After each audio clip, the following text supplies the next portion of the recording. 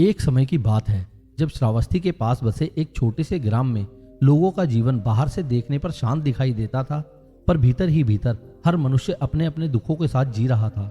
उसी गांव में नीलकेतु नाम का एक युवक रहता था। वह साधारण परिवार में जन्मा था, पर उसके मन में संसार को समझने की गहरी जिज्ञासा थी। बचपन से ही उसने देखा था कि लोग धन के लिए लड़ते हैं, रिश्तों में कटुता भर जाती है और थोड़े से अपमान पर मनुष्य भीतर से टूट जाता है। उसे यह समझ नहीं आता था कि यदि जीवन ईश्वर की देन है तो इसमें इतनी बेचैनी क्यों है। जब वह बड़ा हुआ तो उसके मन में प्रश्न और गहरे हो गए। वह रातों को जागकर आकाश के तारों को देखता और सोचता कि क्या जीवन का कोई ऐसा मार्ग है जहां मनुष्य सच में शांत रह सके। उसी समय उस क्षेत्र में यह चर्चा फैलने लगी कि महान साधु नगर नगर घूमकर लोगों को जीवन का रहस्य समझा रहे हैं। लोग उन्हें बुद्ध कहते हैं। कहा जाता है कि उनके पास जाने वाला व्यक्ति केवल ज्ञान ही नहीं बल्कि भीतर की शांति लेकर लौटता है। यह सुनकर नीलकेतु के मन में एक तीव्र इच्छा जगी कि वह भी उस महात्मा से मिले और अपने मन के प्रश्न पूछे। एक सुबह वह बिना किसी को बताए घर से निकल पड़ा। रास्ते में उसे खेतों की हरियाली दिखाई देती, कभी दूर पहाड़ियों से आती हवा उसे स्पर्श करती, पर उसके भीतर केवल एक ही विचार था, यदि वास्तव में कोई ऐसा ज्ञान है जो मनुष्य को दुख से मुक्त कर सकता है तो वह उसे अवश्य प्राप्त करना चाहिए। कई दिनों की यात्रा के बाद वह उस उपवन में पहुंचा जहां बुद्ध अपने शिष्यों के साथ ठहरे हुए थे। वहां का वातावरण अत्यंत शांत था। पेड़ों के नीचे बैठे भिक्षु ध्यान में लीन थे। पक्षियों की मधुर ध्वनि वातावरण में एक अलग ही सौम्यता घोल रही थी। नीलकेतु कुछ देर दूर खड़ा रहा। उसे लगा जैसे इस स्थान पर आकर उसके भीतर की बेचैनी धीरे धीरे कम हो रही है। तभी उसने देखा कि एक साधु वृक्ष के नीचे बैठे हैं। उनके चेहरे पर ऐसी शांति थी जैसी उसने पहले कभी नहीं देखी थी। वही बुद्ध थे।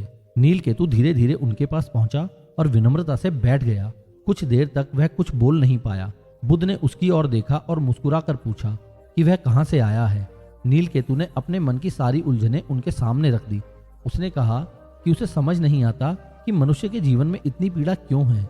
लोग धन और प्रतिष्ठा के पीछे भागते हैं पर अंत में उन्हें संतोष नहीं मिलता। कुछ लोग धर्म के नाम पर कर्म करते हैं, फिर भी उनके मन में क्रोध और ईर्ष्या भरी रहती है। उसने कहा कि वह जानना चाहता है कि ऐसा क्या है जो मनुष्य को सच में शांत बना सकता है। बुद्ध ने उसकी बात ध्यान से सुनी और कुछ देर मौन रहे। फिर उन्होंने पास की धरती से एक सूखा पत्ता उठाया और उसे हाथ में घुमाते हुए बोले कि संसार का स्वभाव परिवर्तन है। जो चीज जन्म लेती है वह नष्ट भी होती है। मनुष्य का दुख तब जन्म लेता है जब अस्थायी वस्तुओं को स्थायी समझ बैठता है। उन्होंने कहा कि यदि कोई व्यक्ति नदी को मुट्ठी में बंद करना चाहे तो वह असफल ही होगा, क्योंकि नदी का स्वभाव बहना है। उसी प्रकार जीवन का स्वभाव बदलना है। जब मनुष्य इस सत्य को स्वीकार नहीं करता तभी वह पीड़ा में फंस जाता है। नीलकेतु यह सुनकर चकित रह गया। उसे लगा जैसे पहली बार किसी ने उसके प्रश्न को गहराई से समझा है। बुद्ध ने आगे कहा कि शांति बाहर की परिस्थितियों से नहीं आती बल्कि मन की समझ से उत्पन्न होती है। यदि मनुष्य अपने विचारों को देखना सीख जाए, अपने लोभ और क्रोध को पहचान ले, तो धीरे धीरे उसके भीतर का अंधकार कम होने लगता है। बुद्ध की यह बातें सुनकर नीलकेतु के मन में एक नई रोशनी जागी, पर साथ ही उसे यह भी लगा कि यह मार्ग आसान नहीं होगा। उसने पूछा कि यदि मनुष्य के भीतर इतने विकार होते हैं तो वह उन्हें कैसे बदल सकता है। बुद्ध ने उसे पास के वन की ओर संकेत किया जहां एक पुराना वृक्ष खड़ा था। उन्होंने कहा, जब यह वृक्ष छोटा था तब इसकी शाखाएं कमजोर थी। यदि उस समय कोई इसे मोड़ देता तो यह तुरंत झुक जाता, पर वर्षों के बाद इसकी शाखाएं इतनी कठोर हो गई हैं कि अब उन्हें मोड़ना कठिन है। मनुष्य का मन भी ऐसा ही है। बचपन से जो आदतें और जो विचार उसमें बस जाते हैं वे धीरे धीरे उसकी प्रकृति बन जाते हैं।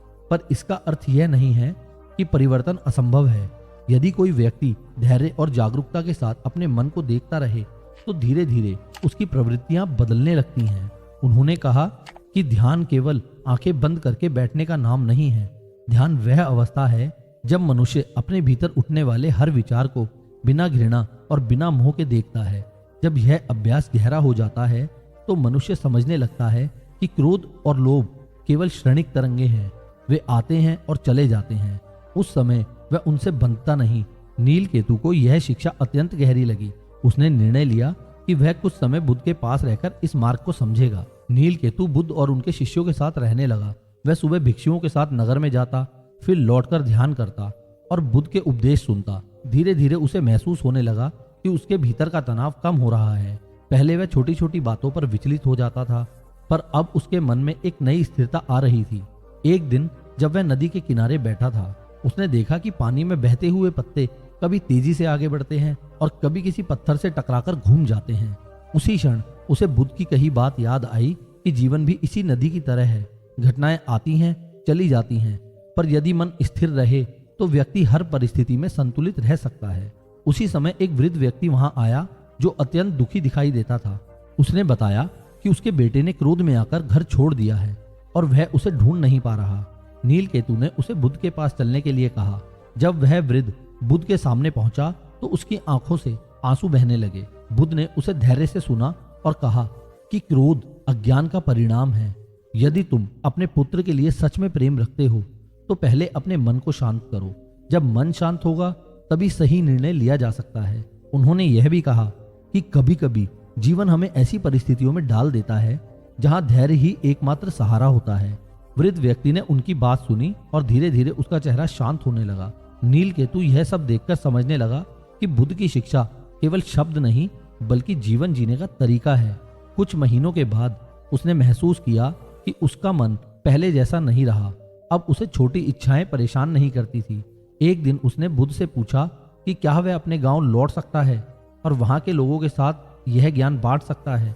बुद्ध ने मुस्कुराकर कहा कि ज्ञान तभी सार्थक होता है जब वह दूसरों के जीवन को भी प्रकाश दे। उन्होंने उसे आशीर्वाद दिया और कहा कि वह जहां भी जाए करुणा और जागरूकता को अपना मार्गदर्शक बनाए। नीलकेतु अपने गांव लौटा तो लोगों ने देखा कि उसके चेहरे पर एक अलग ही शांति है। उसने किसी को उपदेश देने की कोशिश नहीं की बल्कि अपने व्यवहार से लोगों को दिखाया कि धैर्य और समझ से जीवन कितना बदल सकता है। धीरे धीरे गांव के लोग भी उसके पास आने लगे और उससे पूछने लगे कि उसने यह संतुलन कैसे पाया। नीलकेतु उन्हें वही बताता जो उसने बुद्ध से सीखा था कि शांति बाहर नहीं भीतर की समझ में छिपी है। समय बीतता गया और उस छोटे से गांव का वातावरण भी बदलने लगा। पहले जहां लोग छोटी छोटी बातों पर झगड़ते थे, अब वहां संवाद और समझ बढ़ने लगी। नीलकेतु अक्सर रात को आकाश की ओर देखता और सोचता कि यदि उस दिन वह अपने प्रश्नों के साथ यात्रा पर ना निकला होता तो शायद उसका जीवन भी पुरानी बेचैनी में बीत जाता। उसे यह समझ आ चुका था कि जीवन का असली परिवर्तन बाहर की परिस्थितियों से नहीं बल्कि मन की दृष्टि से होता है। बुद्ध से मिली शिक्षा उसके लिए केवल एक स्मृति नहीं बल्कि जीवन का आधार बन गई थी। वह जान गया था कि मनुष्य के भीतर अनंत संभावनाएं छिपी हैं, बस उन्हें जागृत करने के लिए सही समझ और सही धैर्य की आवश्यकता होती है। उसी समझ ने उसके जीवन को बदल दिया और वही समझ धीरे धीरे उसके आसपास के लोगों के जीवन में भी प्रकाश फैलाने लगी। चलिए दोस्तों, अब चलते हैं दूसरी कहानी की तरफ। बहुत समय पहले कौशल राज्य की सीमा से दूर एक ऐसा नगर था जहां व्यापार और समृद्धि तो बहुत थी, पर लोगों के चेहरों पर संतोष बहुत कम दिखाई देता था। उस नगर का नाम कौशाम्बी था। वहां के बाजार दूर दूर तक प्रसिद्ध थे। व्यापारी दिन रात लाभ के नए अवसर खोजते रहते।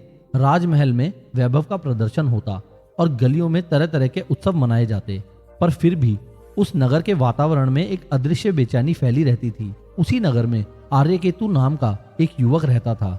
वह एक धनी व्यापारी का पुत्र था। बचपन से उसे किसी चीज की कमी नहीं हुई थी।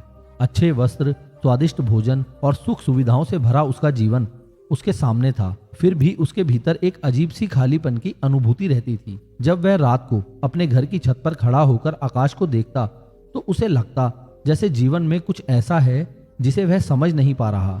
उसके मित्र अक्सर धन कमाने की योजनाएं बनाते, भविष्य के व्यापार की बातें करते और आर्यकेतु के मन में प्रश्न उठता कि क्या जीवन का उद्देश्य केवल धन और प्रतिष्ठा है। कई बार उसने अपने पिता से पूछा कि पिताश्री, मनुष्य इतना धन इकट्ठा करने के बाद भी संतुष्ट क्यों नहीं हो पाता। पर उसके पिता हमेशा कहते कि जब तुम बड़े व्यापारी बनोगे तब समझ जाओगे कि धन ही जीवन की असली शक्ति है। समय बीतता गया और आर्यकेतु भी व्यापार के कामों में लग गया। वह अपने पिता के साथ दूर दूर के नगर में जाता, सौदे करता और लाभ कमाता। धीरे धीरे उसका नाम भी व्यापारियों में प्रसिद्ध होने लगा, पर उसके भीतर की बेचैनी अभी भी समाप्त नहीं हुई थी। एक बार वह अपने व्यापारिक कार्य से श्रावस्ती की ओर जा रहा था। यात्रा के दौरान उसने रास्ते में एक छोटे से वन के पास कुछ भिक्षुओं को बैठे देखा। वे अत्यंत शांत दिखाई देते थे। उनके चेहरे पर ऐसा संतुलन था जो उसने अपने नगर के किसी धनी व्यक्ति के चेहरे पर कभी नहीं देखा था। आर्यकेतु को आश्चर्य हुआ कि ये लोग बिना धन और बिना वैभव के भी इतने शांत कैसे हैं। उसने अपने सेवकों से पूछा तो उन्होंने बताया कि ये लोग बुद्ध के शिष्य हैं और उनके गुरु स्वयं बुद्ध के पास उपवन में ठहरे हुए हैं। यह सुनकर आर्यकेतु के मन में जिज्ञासा जाग उठी। उसने अपने सेवकों को आगे भेज दिया और स्वयं उस उपवन की ओर चल पड़ा जहां बुद्ध ठहरे हुए थे। उपवन में प्रकाश करते ही एक अलग ही वातावरण का अनुभव हुआ। वहां किसी प्रकार का शोर नहीं था, केवल वृक्षों के पत्तों से गुजरती हवा की धीमी ध्वनि सुनाई दे रही थी। कुछ भिक्षु ध्यान में बैठे थे और कुछ शांत भाव से चल रहे थे। उस स्थान की शांति ने आर्यकेतु के मन को तुरंत प्रभावित किया। थोड़ी देर बाद उसने देखा कि एक वृक्ष के नीचे एक साधु बैठे हैं जिनके चारों ओर कुछ लोग ध्यानपूर्वक उनकी बातें सुन रहे हैं। वही बुद्ध थे। आर्यकेतु भी धीरे धीरे उनके पास जाकर बैठ गया। बुद्ध उस समय लोगों को यह समझा रहे थे कि मनुष्य के दुख का कारण केवल बाहरी परिस्थितियां नहीं बल्कि उसकी अपनी इच्छाएं भी होती हैं। उन्होंने कहा कि जब मनुष्य किसी वस्तु को पाने की तीव्र इच्छा करता है तो उसके मन में भय भी जन्म लेता है। भय कि कहीं यह वस्तु उससे छिन ना जाए, और जहां भय होता है वहां शांति नहीं रह सकती। आर्यकेतु यह सुनकर चकित रह गया, क्योंकि उसने अपने जीवन में यही अनुभव किया था। जितना अधिक धन उसके पास आया उतनी ही अधिक चिंता भी बढ़ी कि कहीं वह धन खो ना जाए। सभा समाप्त होने के बाद आर्यकेतु बुद्ध के पास गया और विनम्रता से बोला कि वह एक व्यापारी परिवार से है और उसके पास धन की कोई कमी नहीं है, फिर भी वह भीतर से संतुष्ट नहीं है। उसने पूछा कि ऐसा क्यों होता है कि मनुष्य जितना अधिक पाता है उतना ही अधिक असंतुष्ट हो जाता है। बुद्ध ने उसकी ओर देखकर मुस्कुराते हुए कहा कि यह प्रश्न केवल तुम्हारा नहीं है, यह हर उस व्यक्ति का प्रश्न है जो जीवन के अर्थ को समझना चाहता है। उन्होंने पास की धरती पर एक रेखा खींची और कहा, यदि कोई व्यक्ति इस रेखा को छोटा करना चाहे तो वह इसे मिटा सकता है, पर यदि वह इसके पास एक बड़ी रेखा खींच दे तो बिना मिटाए ही पहली रेखा छोटी लगने लगेगी। उन्होंने समझाया कि मनुष्य की इच्छाएं भी इसी प्रकार बढ़ती जाती हैं। जब एक इच्छा पूरी होती है तो उसके पास दूसरी बड़ी इच्छा खड़ी हो जाती है। इसीलिए केवल इच्छाओं को पूरा करके शांति प्राप्त नहीं की जा सकती। शांति तब आती है जब मनुष्य यह समझ ले कि उसकी आवश्यकताएं सीमित हैं और उसकी इच्छाएं अनंत। आर्यकेतु बुद्ध की बातों से गहराई से प्रभावित हुआ। उसने कुछ दिनों तक वहीं रुकने का निश्चय किया। उन दिनों उसने भिक्षुओं के जीवन को ध्यान से देखा। वे बहुत साधारण भोजन करते, साधारण वस्त्र पहनते और फिर उनके चेहरे पर संतोष की झलक स्पष्ट दिखाई देती थी।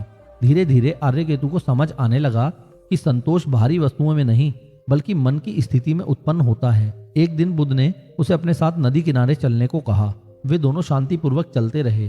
थोड़ी दूर जाकर बुद्ध एक पत्थर के पास बैठ गए और नदी की ओर संकेत करते हुए बोले कि इस नदी को देखो, इसका पानी निरंतर बह रहा है। यदि कोई व्यक्ति इसमें हाथ डालकर एक मुट्ठी पानी पकड़ना चाहे तो वह पानी कुछ क्षण बाद उसकी उंगलियों के बीच से निकल जाएगा। संसार की वस्तुएं भी ऐसी ही हैं।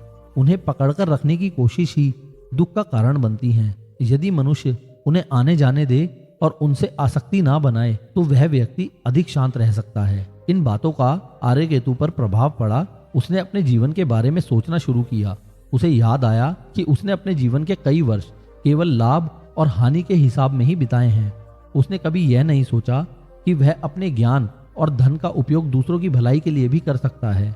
कुछ समय बाद जब वह अपने नगर लौटने लगा तो बुद्ध ने उसे आशीर्वाद देते हुए कहा कि जीवन का सच्चा मूल्य केवल अपने लिए जीने में नहीं बल्कि दूसरों के जीवन में भी प्रकाश फैलाने में है। यदि तुम्हारे पास साधन है तो उनका उपयोग केवल संग्रह के लिए नहीं बल्कि सहयोग के लिए भी करा करो। यही करुणा का मार्ग है। जब आर्यकेतु अपने नगर वापस पहुंचा तो लोगों ने उसमें एक परिवर्तन देखा। पहले जहां वह केवल व्यापार और लाभ की बातें करता था, अब वह लोगों की समस्याएं सुनने लगा। उसने अपने धन का उपयोग नगर में एक विश्राम स्थल बनाने के लिए किया जहां यात्री आराम कर सकें। उसने गरीब परिवारों की सहायता भी शुरू की। धीरे धीरे उसके इस स्वभाव का प्रभाव पूरे नगर पर पड़ने लगा। लोग समझने लगे कि जीवन का आनंद केवल संग्रह में नहीं बल्कि साझा करने में भी है। आर्यकेतु स्वयं भी पहले से अधिक शांत महसूस करने लगा। उसे यह अनुभव हुआ कि जब मनुष्य दूसरों के लिए कुछ करता है तब उसके भीतर एक गहरी संतुष्टि जन्म लेती है जो किसी भी धन से अधिक मूल्यवान होती है। वर्षों बाद जब लोग उसके जीवन की चर्चा करते तो कहते, वह केवल एक व्यापारी नहीं रहा बल्कि एक ऐसा व्यक्ति बन गया है जिसने अपने नगर को नई दिशा दी। आर्यकेतु अक्सर याद करता कि यदि उस दिन उसने उस वन के पास रुककर बुद्ध से मिलने का निर्णय ना लिया होता तो शायद उसका जीवन भी केवल धन के पीछे भागते हुए बीत जाता। पर बुद्ध की शिक्षा ने उसकी दृष्टि बदल दी। अब वह समझ चुका था कि मनुष्य का सबसे बड़ा धन उसका शांत और जागरूक मन है। जब मन संतुलन में होता है तभी जीवन की हर परिस्थिति को समझदारी से स्वीकार किया जा सकता है। यही समझ उसके जीवन की सबसे बड़ी संपत्ति बन गई थी और उसी समझ ने उसे सच्चे अर्थों में समृद्ध बना दिया। चलिए दोस्तों, अब चलते हैं आज की तीसरी कहानी की तरफ। बहुत समय पहले की बात है, जब गंगा के पवित्र तट पर बसे एक प्राचीन ग्राम में वेदों का अध्ययन करने वाले अनेक ब्राह्मण परिवार रहते थे। उस ग्राम का वातावरण धार्मिक अनुष्ठानों और वैदिक मंत्रों की ध्वनि से भरा रहता था। सुबह होते ही घाटों पर लोग स्नान के लिए आते, धूप और चंदन की सुगंध हवा में फैल जाती और ब्राह्मण वेद पाठ करते हुए अग्नि के सामने आहुति देते। उसी ग्राम में सोमदत्त नाम का एक प्रतिष्ठित ब्राह्मण रहता था। वह अपने ज्ञान और कठोर धार्मिक नियमों के कारण पूरे क्षेत्र में प्रसिद्ध था। लोग दूर दूर से उसके पास आकर यज्ञ करवाते और उससे धर्म की शिक्षा लेते। सोमदत्त स्वयं भी इस बात पर गर्व करता था कि वह वेदों का महान ज्ञाता है और उसके जैसा विद्वान उस क्षेत्र में कोई नहीं है। परंतु उसके भीतर एक सूक्ष्म अहंकार भी था जिसे वह स्वयं भी पूरी तरह पहचान नहीं पाता था। उसे लगता था कि केवल वैदिक अनुष्ठानों और शास्त्रों के अध्ययन से ही मनुष्य पवित्र बनता है और जो लोग इस मार्ग पर नहीं चलते वे अधूरे हैं। हर सुबह सोमदत्त गंगा के तट पर जाकर स्नान करता और मंत्रों का उच्चारण करता। वह मानता था कि गंगा का जल मनुष्य के सारे पाप धो देता है। कई बार वह लोगों को उपदेश देते हुए कहता कि यदि कोई व्यक्ति नियमित रूप से गंगा स्नान करे और वेदों का पाठ करे तो उसका जीवन अवश्य पवित्र हो जाएगा। गांव के लोग उसकी बातों का सम्मान करते, पर उनमें से कुछ के मन में यह प्रश्न भी उठता कि क्या केवल बाहरी अनुष्ठान ही मनुष्य को शुद्ध बना सकते हैं। उसी समय उस क्षेत्र में यह समाचार फैलने लगा कि एक महान साधु गंगा के किनारे किनारे घूमते हुए लोगों को जीवन का सच्चा मार्ग समझा रहे हैं। लोग उन्हें बुद्ध कहते थे। उनके बारे में कहा जाता था कि वे किसी भी व्यक्ति के प्रश्न का उत्तर इतने सरल शब्दों में देते हैं कि जटिल से जटिल विषय भी स्पष्ट हो जाता है। जब यह बात सोमदत्त के कानों तक पहुंची तो उसे थोड़ा आश्चर्य हुआ। उसने सोचा कि कोई साधु ऐसा कैसे हो सकता है जो लोगों को धर्म का मार्ग समझा रहा हो, जबकि उसने वेदों का अध्ययन भी न किया हो। उसके मन में जिज्ञासा के साथ साथ हल्का सा संदेह भी था। एक दिन जब सूरज की पहली किरणें गंगा के जल पर चमक रही थीं, सोमदत्त अपने शिष्यों के साथ घाट पर पहुंचा। उसी समय उसने देखा कि कुछ दूरी पर एक वृक्ष के नीचे एक साधु शांत भाव से बैठे हैं और उनके चारों ओर कुछ लोग एकत्र होकर उनकी बातें सुन रहे हैं। सोमदत्त ने पास खड़े एक युवक से पूछा कि यह कौन है। युवक ने आदर पूर्वक उत्तर दिया कि यही बुद्ध हैं जिनके उपदेश सुनने के लिए लोग दूर दूर से आते हैं। यह सुनकर सोमदत्त के मन में उत्सुकता जगी और वह भी धीरे धीरे उस सभा की ओर बढ़ गया। बुद्ध उस समय लोगों से यह कह रहे थे कि मनुष्य का सच्चा पवित्रता का मार्ग केवल बाहरी क्रियाओं से नहीं बल्कि भीतर की जागरूकता से खुलता है। उन्होंने कहा कि यदि मन में क्रोध, घृणा और अहंकार भरा हो तो केवल स्नान या अनुष्ठान से वह मन शुद्ध नहीं हो सकता। यह सुनकर सोमदत्त को थोड़ा असहज महसूस हुआ, क्योंकि वह जीवन भर लोगों को यही सिखाता आया था कि बाहरी अनुष्ठान ही पवित्रता का आधार है। सभा समाप्त होने के बाद सोमदत्त बुद्ध के पास पहुंचा और विनम्रता से बोला कि वह एक ब्राह्मण है और वेदों का अध्ययन करता है। उसने कहा कि उसके अनुसार गंगा स्नान और यज्ञ जैसे अनुष्ठान मनुष्य को पवित्र बनाते हैं, पर आपने अभी कहा कि केवल बाहरी क्रियाएं पर्याप्त नहीं हैं। क्या इसका अर्थ यह है कि हमारे शास्त्रों की शिक्षा अधूरी है? बुद्ध ने उसकी ओर शांत दृष्टि से देखा और मुस्कुराते हुए कहा कि किसी भी परंपरा या शास्त्र का उद्देश्य मनुष्य को सत्य की ओर ले जाना होता है, पर यदि मनुष्य केवल शब्दों को पकड़कर बैठ जाए और उनके पीछे छिपे अर्थ को न समझे तो वह मार्ग से भटक सकता है। उन्होंने पास बहती गंगा की ओर संकेत करते हुए कहा कि यह नदी कितनी विशाल है, हजारों लोग इसमें स्नान करते हैं, पर क्या केवल जल को छू लेने से उनके मन के सारे विकार समाप्त हो जाते हैं? यदि ऐसा होता तो संसार में कोई भी क्रोध या लोभ से ग्रस्त न रहता। बुद्ध की बात सुनकर सोमदत्त कुछ क्षण मौन रहा। उसे लगा जैसे किसी ने उसके मन के भीतर छिपे प्रश्न को छू लिया हो। उसने धीरे से कहा कि यदि केवल स्नान पर्याप्त नहीं है तो फिर मनुष्य अपने भीतर की अशुद्धियों को कैसे दूर करे? बुद्ध ने पास की रेत से एक मुट्ठी मिट्टी उठाई और उसे अपने हाथ पर फैलाते हुए कहा कि यदि यह हाथ गंदा हो और कोई केवल इसे गंगा के जल से छू ले तो क्या यह पूरी तरह साफ हो जाएगा? उसे साफ करने के लिए हाथ को सचमुच धोना पड़ेगा। उसी प्रकार मनुष्य के भीतर के विकार केवल बाहरी क्रिया से नहीं बल्कि जागरूकता और करुणा के अभ्यास से दूर होते हैं।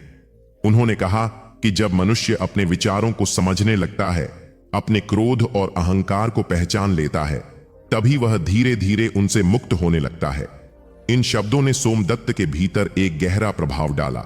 वह पहली बार अपने जीवन के बारे में गंभीरता से सोचने लगा। उसे याद आया कि कई बार उसने लोगों को उपदेश देते समय अपने ज्ञान पर गर्व महसूस किया था। उसने कई बार उन लोगों को तुच्छ समझा था जो उसके समान शास्त्र नहीं जानते थे। अब उसे महसूस हुआ कि शायद यही उसका सबसे बड़ा दोष था। अगले कुछ दिनों तक वह बुद्ध के पास बैठकर उनके उपदेश सुनता रहा। उसने देखा कि बुद्ध किसी भी व्यक्ति से उसके जन्म या जाति के आधार पर भेदभाव नहीं करते। उनके पास आने वाला हर व्यक्ति समान सम्मान पाता। यह देखकर सोमदत्त को आश्चर्य हुआ, क्योंकि उसने अपने जीवन में हमेशा समाज को ऊंच नीच के आधार पर विभाजित देखा था।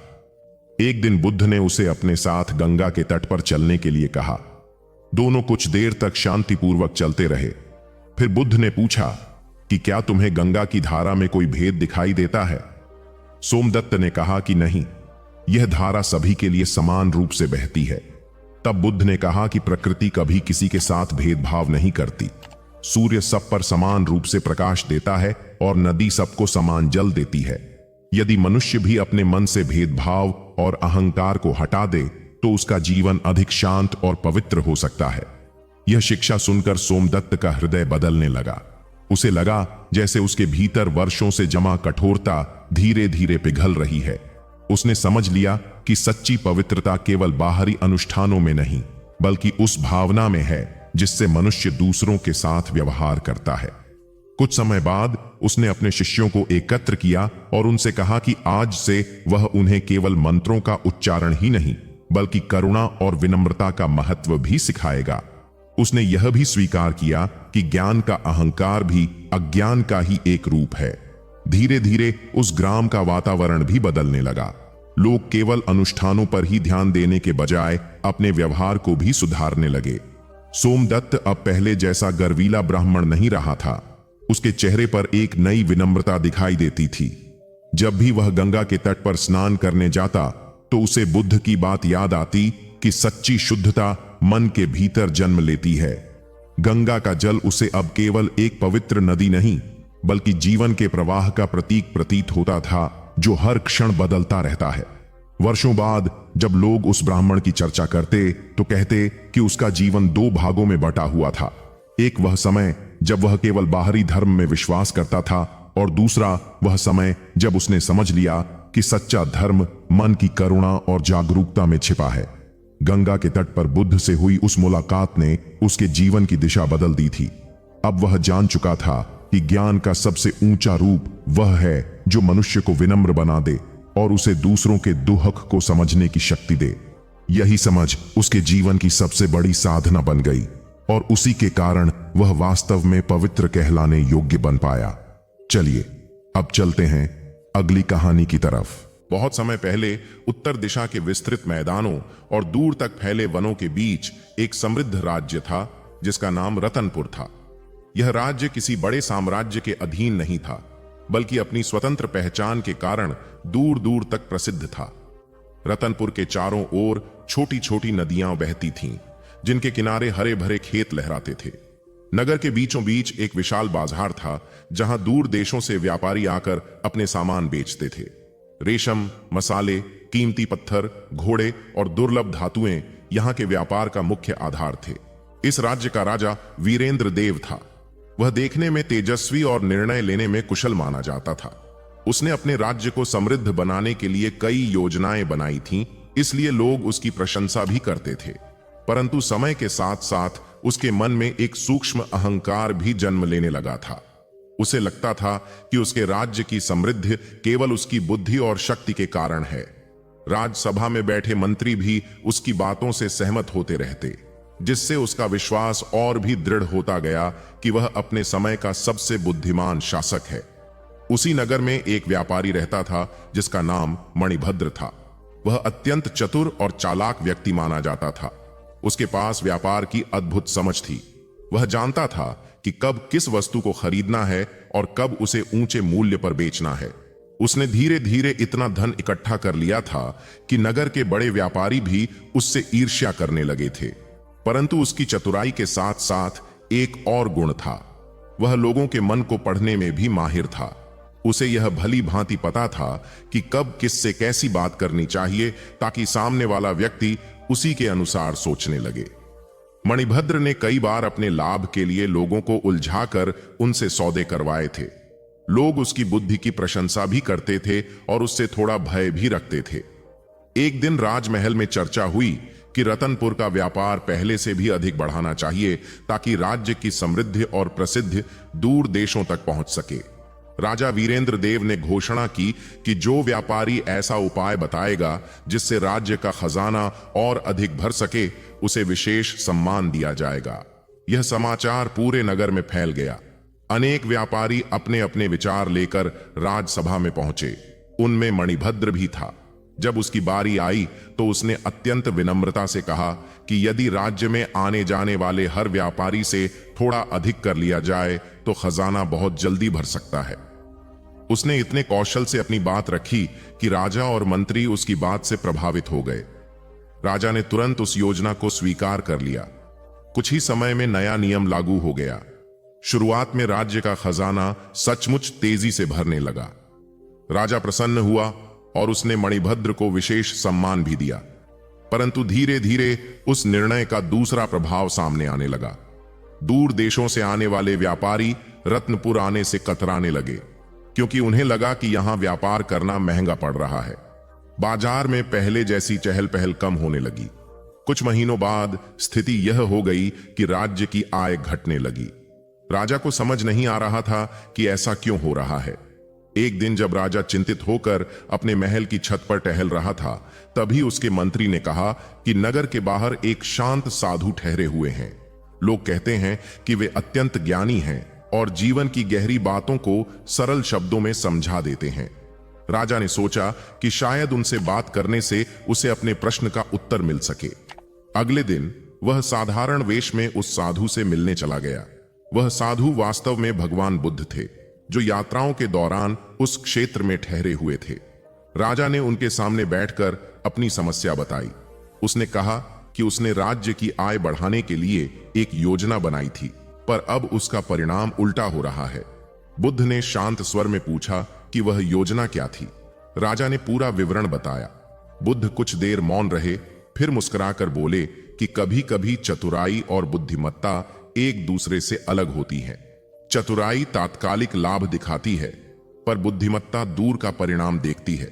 यदि कोई किसान केवल इस वर्ष अधिक अनाज पाने के लिए खेत की सारी उर्वरता एक ही बार में निकाल ले, तो अगले वर्षों में खेत सूख सकता है। राजा को यह उदाहरण सुनकर कुछ समझ आने लगा। उसने स्वीकार किया कि शायद उसने केवल तत्काल लाभ देखकर निर्णय लिया था। बुद्ध ने आगे कहा कि किसी भी राज्य की समृद्धि केवल करों से नहीं बढ़ती, बल्कि लोगों के विश्वास से बढ़ती है। जब व्यापारी यह अनुभव करते हैं कि उन्हें सम्मान और सुविधा मिल रही है, तभी वे उस स्थान पर बार बार आते हैं। पर यदि उन्हें लगे कि उनसे केवल लाभ उठाया जा रहा है, तो वे दूसरे मार्ग खोज लेते हैं।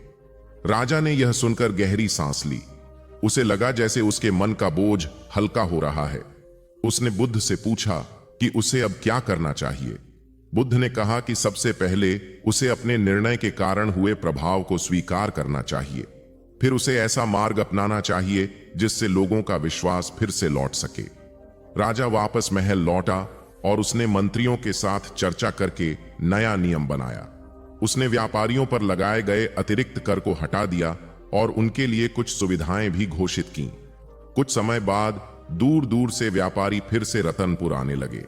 बाजार फिर से चहल पहल से भर गया। मणिभद्र यह सब देख रहा था। उसे समझ में आ गया कि उसकी चतुराई ने थोड़े समय के लिए उसे सम्मान दिलाया, परंतु दीर्घ काल में वह योजना टिक नहीं सकी। एक दिन वह भी बुद्ध से मिलने पहुंचा। उसने विनम्रता से कहा कि उसने अपनी बुद्धि का उपयोग केवल लाभ के लिए किया था, इसलिए उसका परिणाम भी सीमित ही रहा। बुद्ध ने उसे समझाया कि बुद्धि का सबसे श्रेष्ठ उपयोग वह है जो केवल अपने लिए नहीं बल्कि सबके हित के लिए किया जाए। उस दिन के बाद मणिभद्र के जीवन में भी परिवर्तन आने लगा। उसने व्यापार करना तो जारी रखा, पर अब वह केवल लाभ की चालाकी में नहीं उलझा। उसने समझ लिया कि सच्ची बुद्धिमत्ता वह है जो दीर्घ काल में सबके लिए लाभकारी हो। समय बीतता गया और रतनपुर फिर से समृद्ध हो गया। राजा वीरेंद्र देव भी पहले से अधिक विनम्र हो गया था। उसे यह अनुभव हो चुका था कि केवल शक्ति और चतुराई से राज्य नहीं चलता, बल्कि दूरदृष्टि और संतुलन से चलता है। जब भी वह राजसभा में कोई निर्णय लेने बैठता तो उसे उस दिन की बात याद आ जाती जब बुद्ध ने उसे किसान और खेत का उदाहरण दिया था। वही उदाहरण उसके लिए एक स्थायी शिक्षा बन गया। लोग कहते थे कि उस राज्य की समृद्धि का कारण केवल उसका व्यापार नहीं था, बल्कि वह समझ थी जो राजा और उसके लोगों के मन में धीरे धीरे जन्म ले चुकी थी। उन्होंने यह सीख लिया था कि चालाकी थोड़े समय के लिए लाभ दे सकती है, पर सच्चा ज्ञान वही है जो सबके जीवन में संतुलन और विश्वास को बनाए रखे। यही समझ उस राज्य की सबसे बड़ी शक्ति बन गई थी, और वही कहानी पीढ़ियों तक लोगों को यह याद दिलाती रही कि बुद्धिमत्ता और चतुराई में कितना गहरा अंतर होता है। चलिए चलते हैं अब अगली कहानी की ओर। बहुत समय पहले पश्चिम दिशा के दूरस्थ प्रदेश में एक नगर था जिसका नाम सुवर्ण तीर्थ था। यह नगर किसी साम्राज्य की राजधानी नहीं था, फिर भी व्यापार, कला और विद्या के कारण दूर दूर तक प्रसिद्ध था। नगर के चारों ओर पहाड़ों की लंबी श्रेणियां थीं और उनके बीच से एक शांत नदी बहती थी जिसका जल सुबह की रोशनी में सोने की तरह चमकता था। इसी कारण उस स्थान का नाम सुवर्ण तीर्थ पड़ा था। नगर के बाजारों में हमेशा भीड़ रहती थी। कारीगर अपने काम में लगे रहते और यात्रियों का आना जाना लगा रहता। इस चहल पहल के बीच भी उस नगर में कुछ ऐसे लोग थे जो जीवन के गहरे अर्थ को समझने की तलाश में रहते थे। उन्हीं में से एक युवक था विभानु। विभानु किसी बड़े परिवार से नहीं था। उसके पिता साधारण कुम्हार थे और मिट्टी के बर्तन बनाकर अपना जीवन चलाते थे। बचपन से ही विभानु ने अपने पिता को परिश्रम करते देखा था। मिट्टी को गूंथ कर चाक पर घुमाते हुए वे अक्सर कहा करते थे कि जैसे मिट्टी को सही आकार देने के लिए धैर्य चाहिए, वैसे ही मनुष्य के जीवन को आकार देने के लिए भी धैर्य और समझ आवश्यक है। यह बात विभानु के मन में गहराई से बैठ गई थी। वह जब बड़ा हुआ तो उसने देखा कि नगर में अनेक लोग धन और प्रतिष्ठा के पीछे भाग रहे हैं। कोई अधिक व्यापार करना चाहता था, कोई सत्ता के निकट पहुंचना चाहता था और कोई अपने वैभव का प्रदर्शन करना चाहता था। इन सब के बीच विभानु के मन में एक अलग ही प्रश्न उठता था कि क्या जीवन का उद्देश्य केवल यही है।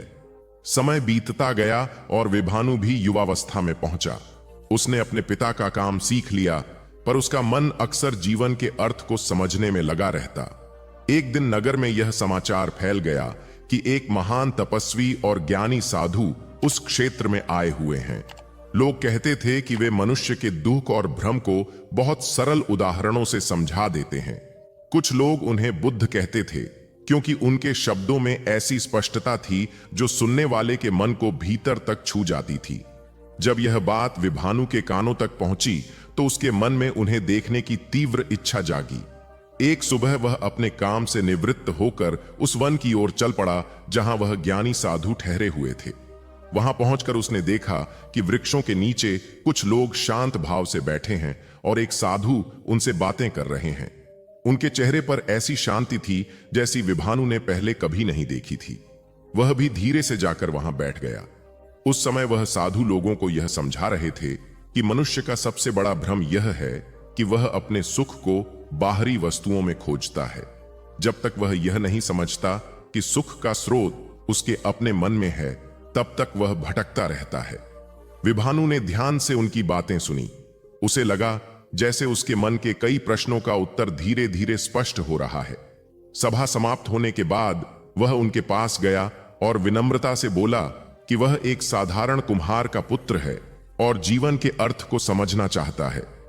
साधु ने उसकी ओर देखा और मुस्कुराकर पूछा कि वह अपने पिता के काम के बारे में क्या सोचता है। विभानु ने कहा कि मिट्टी के बर्तन बनाना एक साधारण काम है, पर उसके पिता कहते हैं कि हर बर्तन में धैर्य और ध्यान का महत्व होता है।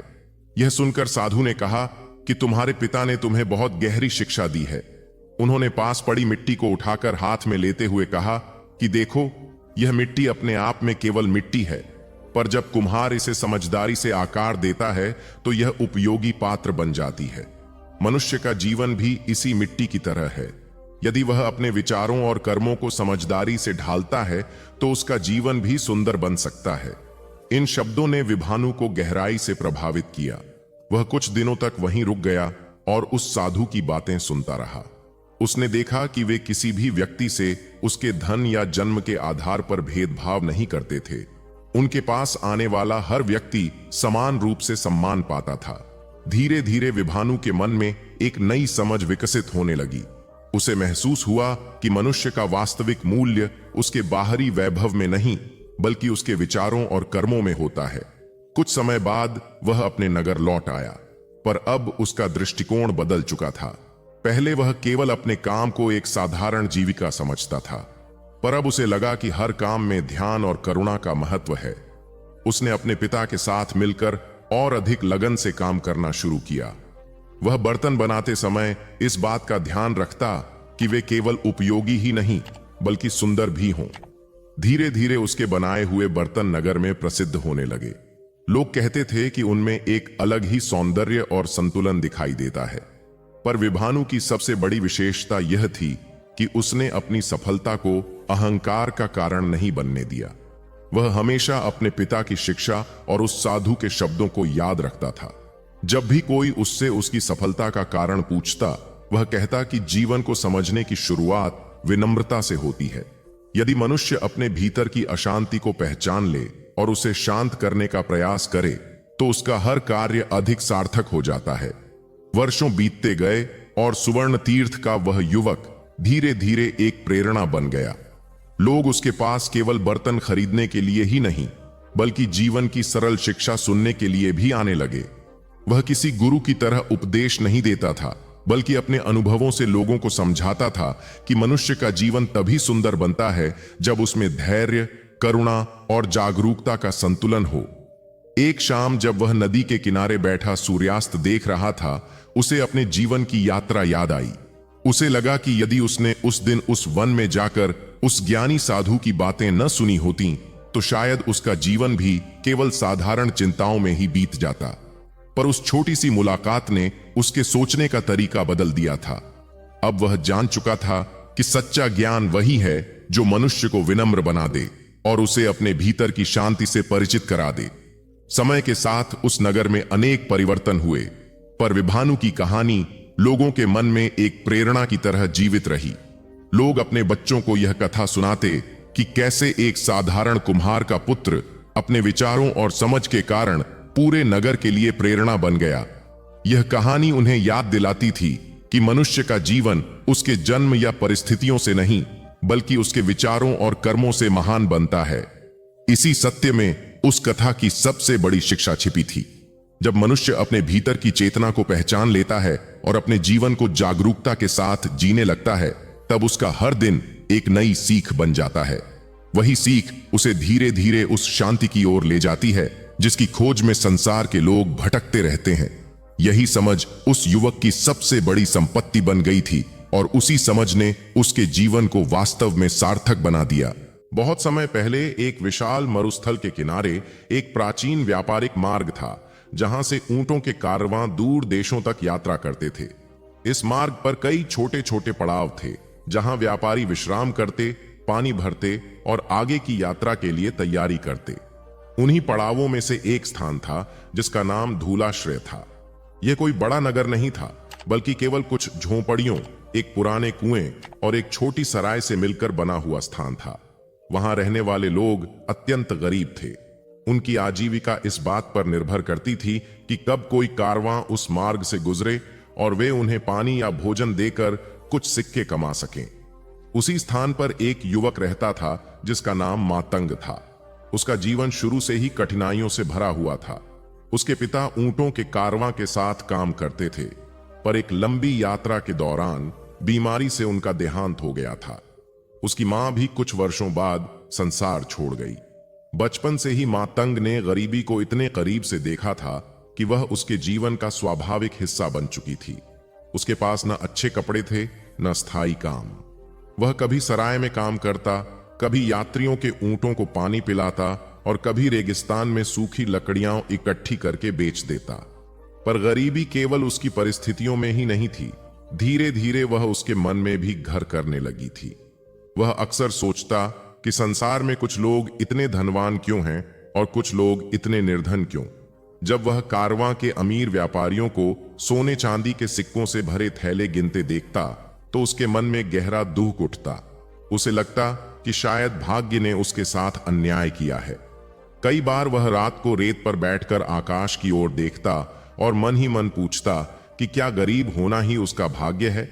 एक दिन दोपहर के समय जब सूरज की तपिश पूरे मरुस्थल को जलती हुई भूमि में बदल रही थी, तब एक छोटा सा समूह उस पड़ाव पर पहुंचा। वे साधारण वस्त्र पहने हुए कुछ भिक्षु थे। उनके साथ एक शांत और गंभीर व्यक्ति था जिनके चेहरे पर अद्भुत स्थिरता थी। वे लोग यात्रियों की तरह नहीं बल्कि साधकों की तरह प्रतीत हो रहे थे। सराय के मालिक ने बताया कि वे एक महान ज्ञानी हैं जिन्हें लोग बुद्ध कहते हैं। वे दूर दूर तक यात्रा करते हैं और लोगों को जीवन की सच्चाई समझाते हैं। मातंग ने पहले कभी ऐसा नाम नहीं सुना था, पर जब उसने उस व्यक्ति के चेहरे की शांति देखी तो उसके मन में उन्हें देखने की तीव्र इच्छा जागी। वह धीरे धीरे उनके पास गया और कुछ दूरी पर बैठ गया। बुद्ध उस समय अपने साथियों से बहुत सरल शब्दों में बातें कर रहे थे। वे कह रहे थे कि मनुष्य के दुख का कारण केवल बाहरी अभाव नहीं होता, बल्कि मन की उलझन भी होती है। मातंग ने यह सुनकर तुरंत पूछा, यदि कोई व्यक्ति बहुत गरीब हो और उसके पास जीवन जीने के लिए भी पर्याप्त साधन न हो, तो क्या उसका दुख केवल मन की उलझन है? बुद्ध ने उसकी ओर देखा। उनकी दृष्टि में न आश्चर्य था, न उपेक्षा, बल्कि गहरी करुणा थी। उन्होंने पूछा, तुम्हारा नाम क्या है?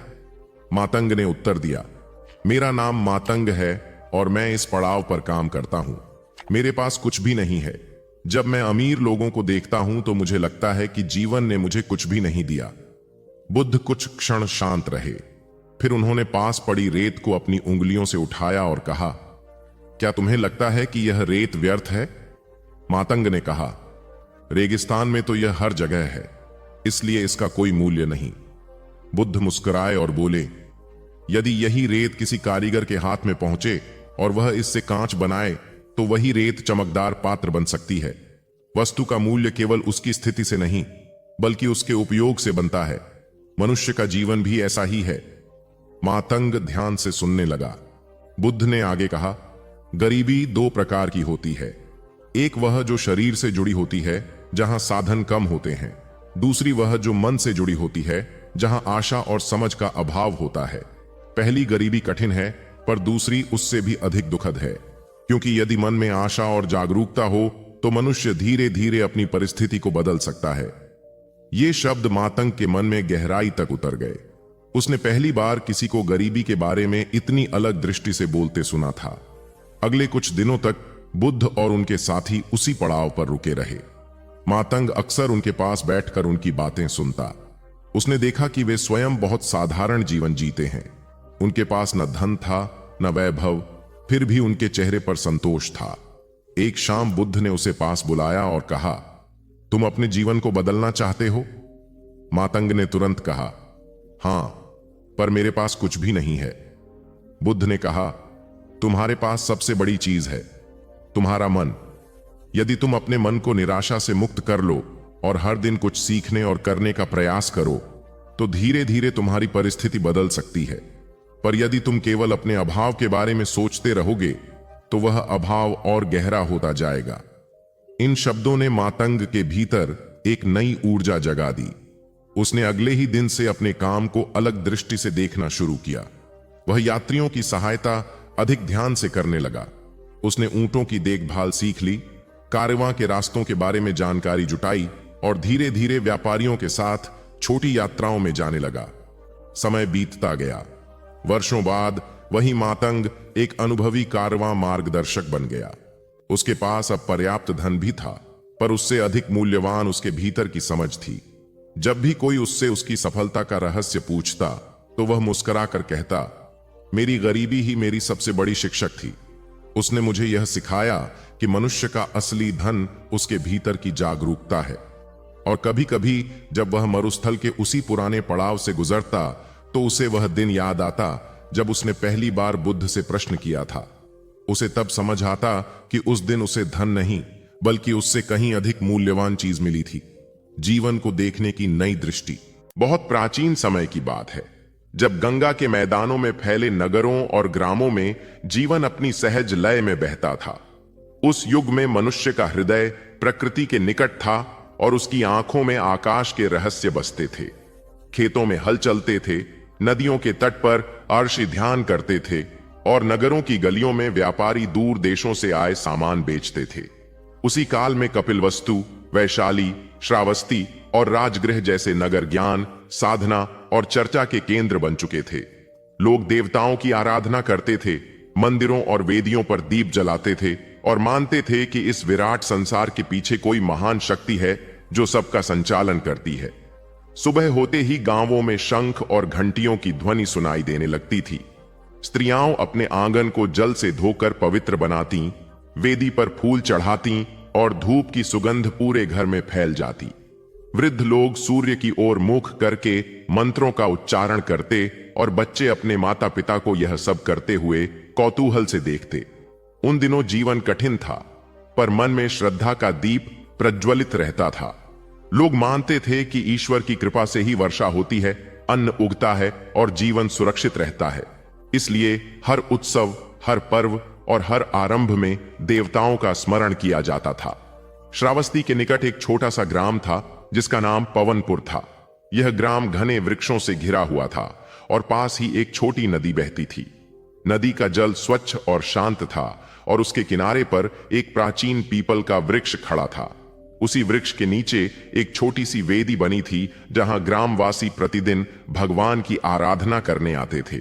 उस वेदी पर कोई विशाल मंदिर नहीं था, न सोने चांदी के आभूषण, केवल मिट्टी का एक दीपक, कुछ पुष्प और श्रद्धा से भरे हृदय। ग्राम के लोग मानते थे कि इस स्थान पर प्रार्थना करने से मन को शांति मिलती है और जीवन की कठिनाइयां हल्की हो जाती हैं। हर सुबह जब सूरज की पहली किरण नदी के जल पर पड़ती तो गांव की स्त्रियां कलश लेकर वहां आतीं। वे नदी से जल भरतीं, वेदी को धोतीं और फूल चढ़ाकर भगवान का स्मरण करतीं। उस समय वातावरण में इतनी शांति होती कि ऐसा लगता मानो स्वयं प्रकृति भी उस आराधना में सहभागी हो रही हो। उसी गांव में नंदक नाम का एक युवक रहता था। वह साधारण किसान का पुत्र था, पर उसके मन में संसार के रहस्यों को जानने की तीव्र जिज्ञासा थी। बचपन से ही उसने अपने माता पिता को भगवान की आराधना करते देखा था। उसकी माता हर दिन दीप जलाकर प्रार्थना करती और कहती, बेटा, मनुष्य का जीवन केवल श्रम से नहीं चलता, उसमें श्रद्धा और करुणा भी होनी चाहिए। नंदक इन शब्दों को सुनता और सोचता कि क्या सचमुच भगवान हर प्रार्थना सुनते हैं। जब वह बड़ा हुआ तो उसने देखा कि गांव के लोग कठिनाइयों के समय वेदी के पास आकर भगवान से प्रार्थना करते हैं। कोई वर्षा के लिए प्रार्थना करता, कोई अपने बीमार बच्चे के लिए और कोई अपने मन की शांति के लिए। उसे यह देखकर आश्चर्य होता कि प्रार्थना के बाद लोगों के चेहरे बदल जाते थे, उनमें एक नई आशा जाग उठती थी। इसी समय उस युग में एक महान सन्यासी की चर्चा दूर दूर तक फैलने लगी थी। लोग कहते थे कि एक राजकुमार ने राजमहल का वैभव छोड़कर सत्य की खोज में तपस्या की है और अब वह लोगों को जीवन का मार्ग बता रहा है। उस सन्यासी का नाम गौतम बुद्ध था। उनके बारे में कहा जाता था कि उन्होंने संसार के दुख का कारण समझ लिया है और मनुष्य को शांति पाने का मार्ग बताया है। यह समाचार धीरे धीरे पवनपुर तक भी पहुंचा। गांव के लोग जब शाम को पीपल के वृक्ष के नीचे एकत्र होते तो उसी विषय पर चर्चा करते। कोई कहता कि वह महान तपस्वी हैं, कोई कहता कि वह स्वयं ज्ञान के प्रकाश से भरे हुए हैं। नंदक के मन में यह सुनकर उत्सुकता जाग उठी। वह सोचने लगा कि यदि कोई मनुष्य सचमुच जीवन के रहस्य को समझ गया है तो उससे मिलना चाहिए। एक दिन जब प्रातःकाल की आराधना समाप्त हुई, तब एक वृद्ध साधु उस वेदी के पास आए। उनका चेहरा शांत था और आंखों में करुणा की गहराई थी। उन्होंने वहां जलते दीपक को देखा और मुस्कुराए। ग्रामवासियों ने उनका आदरपूर्वक स्वागत किया और उनसे पूछा कि वे कौन हैं। साधु ने कहा कि वे अनेक स्थानों की यात्रा करते हुए यहां पहुंचे हैं और उन्होंने स्वयं बुद्ध के उपदेश सुने हैं। यह सुनते ही सब लोग उनके चारों ओर बैठ गए। नंदक भी आगे आकर बैठ गया। साधु ने धीरे धीरे बोलना आरंभ किया। उन्होंने कहा कि भगवान की आराधना केवल वेदी पर फूल चढ़ाने से नहीं होती, बल्कि सच्ची आराधना मन के भीतर होती है। जब मनुष्य अपने हृदय को करुणा, सत्य और धैर्य से भर लेता है, तब उसका हर कर्म पूजा बन जाता है। साधु की बातें सुनकर गांव के लोग गहरे विचार में डूब गए। उन्होंने जीवन भर भगवान की पूजा की थी, पर शायद उन्होंने कभी यह नहीं सोचा था कि पूजा का अर्थ केवल अनुष्ठान नहीं, बल्कि जीवन की पवित्रता भी है। नंदक के मन में यह बात गहराई तक उतर गई। उसने साधु से पूछा, यदि सच्ची आराधना मन के भीतर है, तो क्या मंदिर और वेदियां आवश्यक नहीं है? साधु मुस्कुराए और बोले, मंदिर मन को स्मरण दिलाने के लिए होते हैं कि जीवन में कुछ महान है, पर यदि मनुष्य का हृदय करुणा से खाली है, तो सबसे बड़ा मंदिर भी उसे शांति नहीं दे सकता। उस दिन के बाद पवनपुर के लोगों की आराधना का स्वरूप धीरे धीरे बदलने लगा।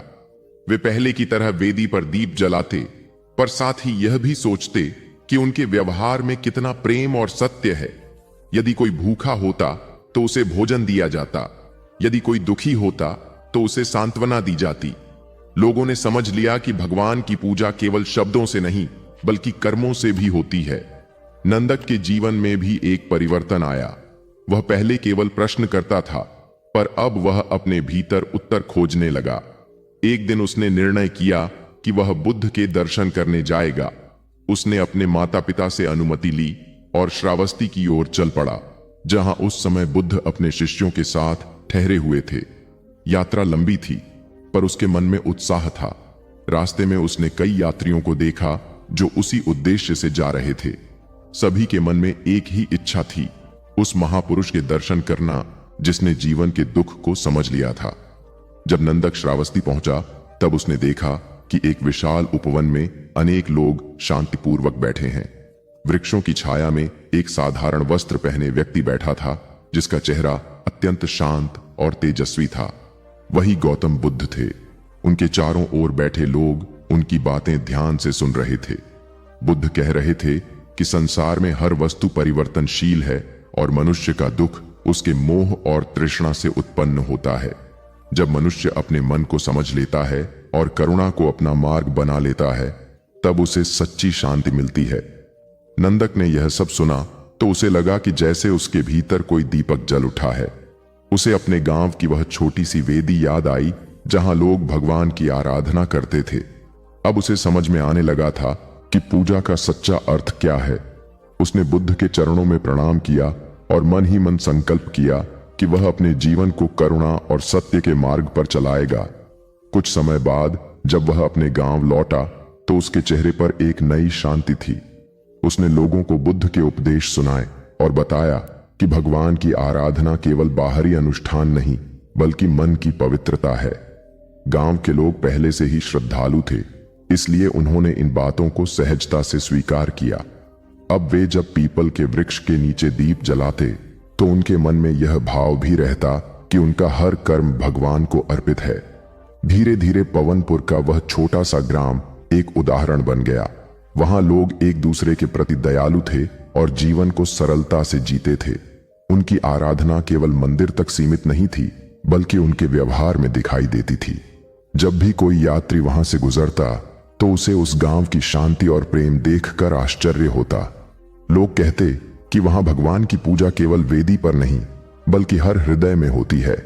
समय बीतता गया, पर उस पीपल के वृक्ष के नीचे जलने वाला दीपक कभी बुझा नहीं। पीढ़ियां बदलती रहीं, पर उस स्थान की परंपरा बनी रही।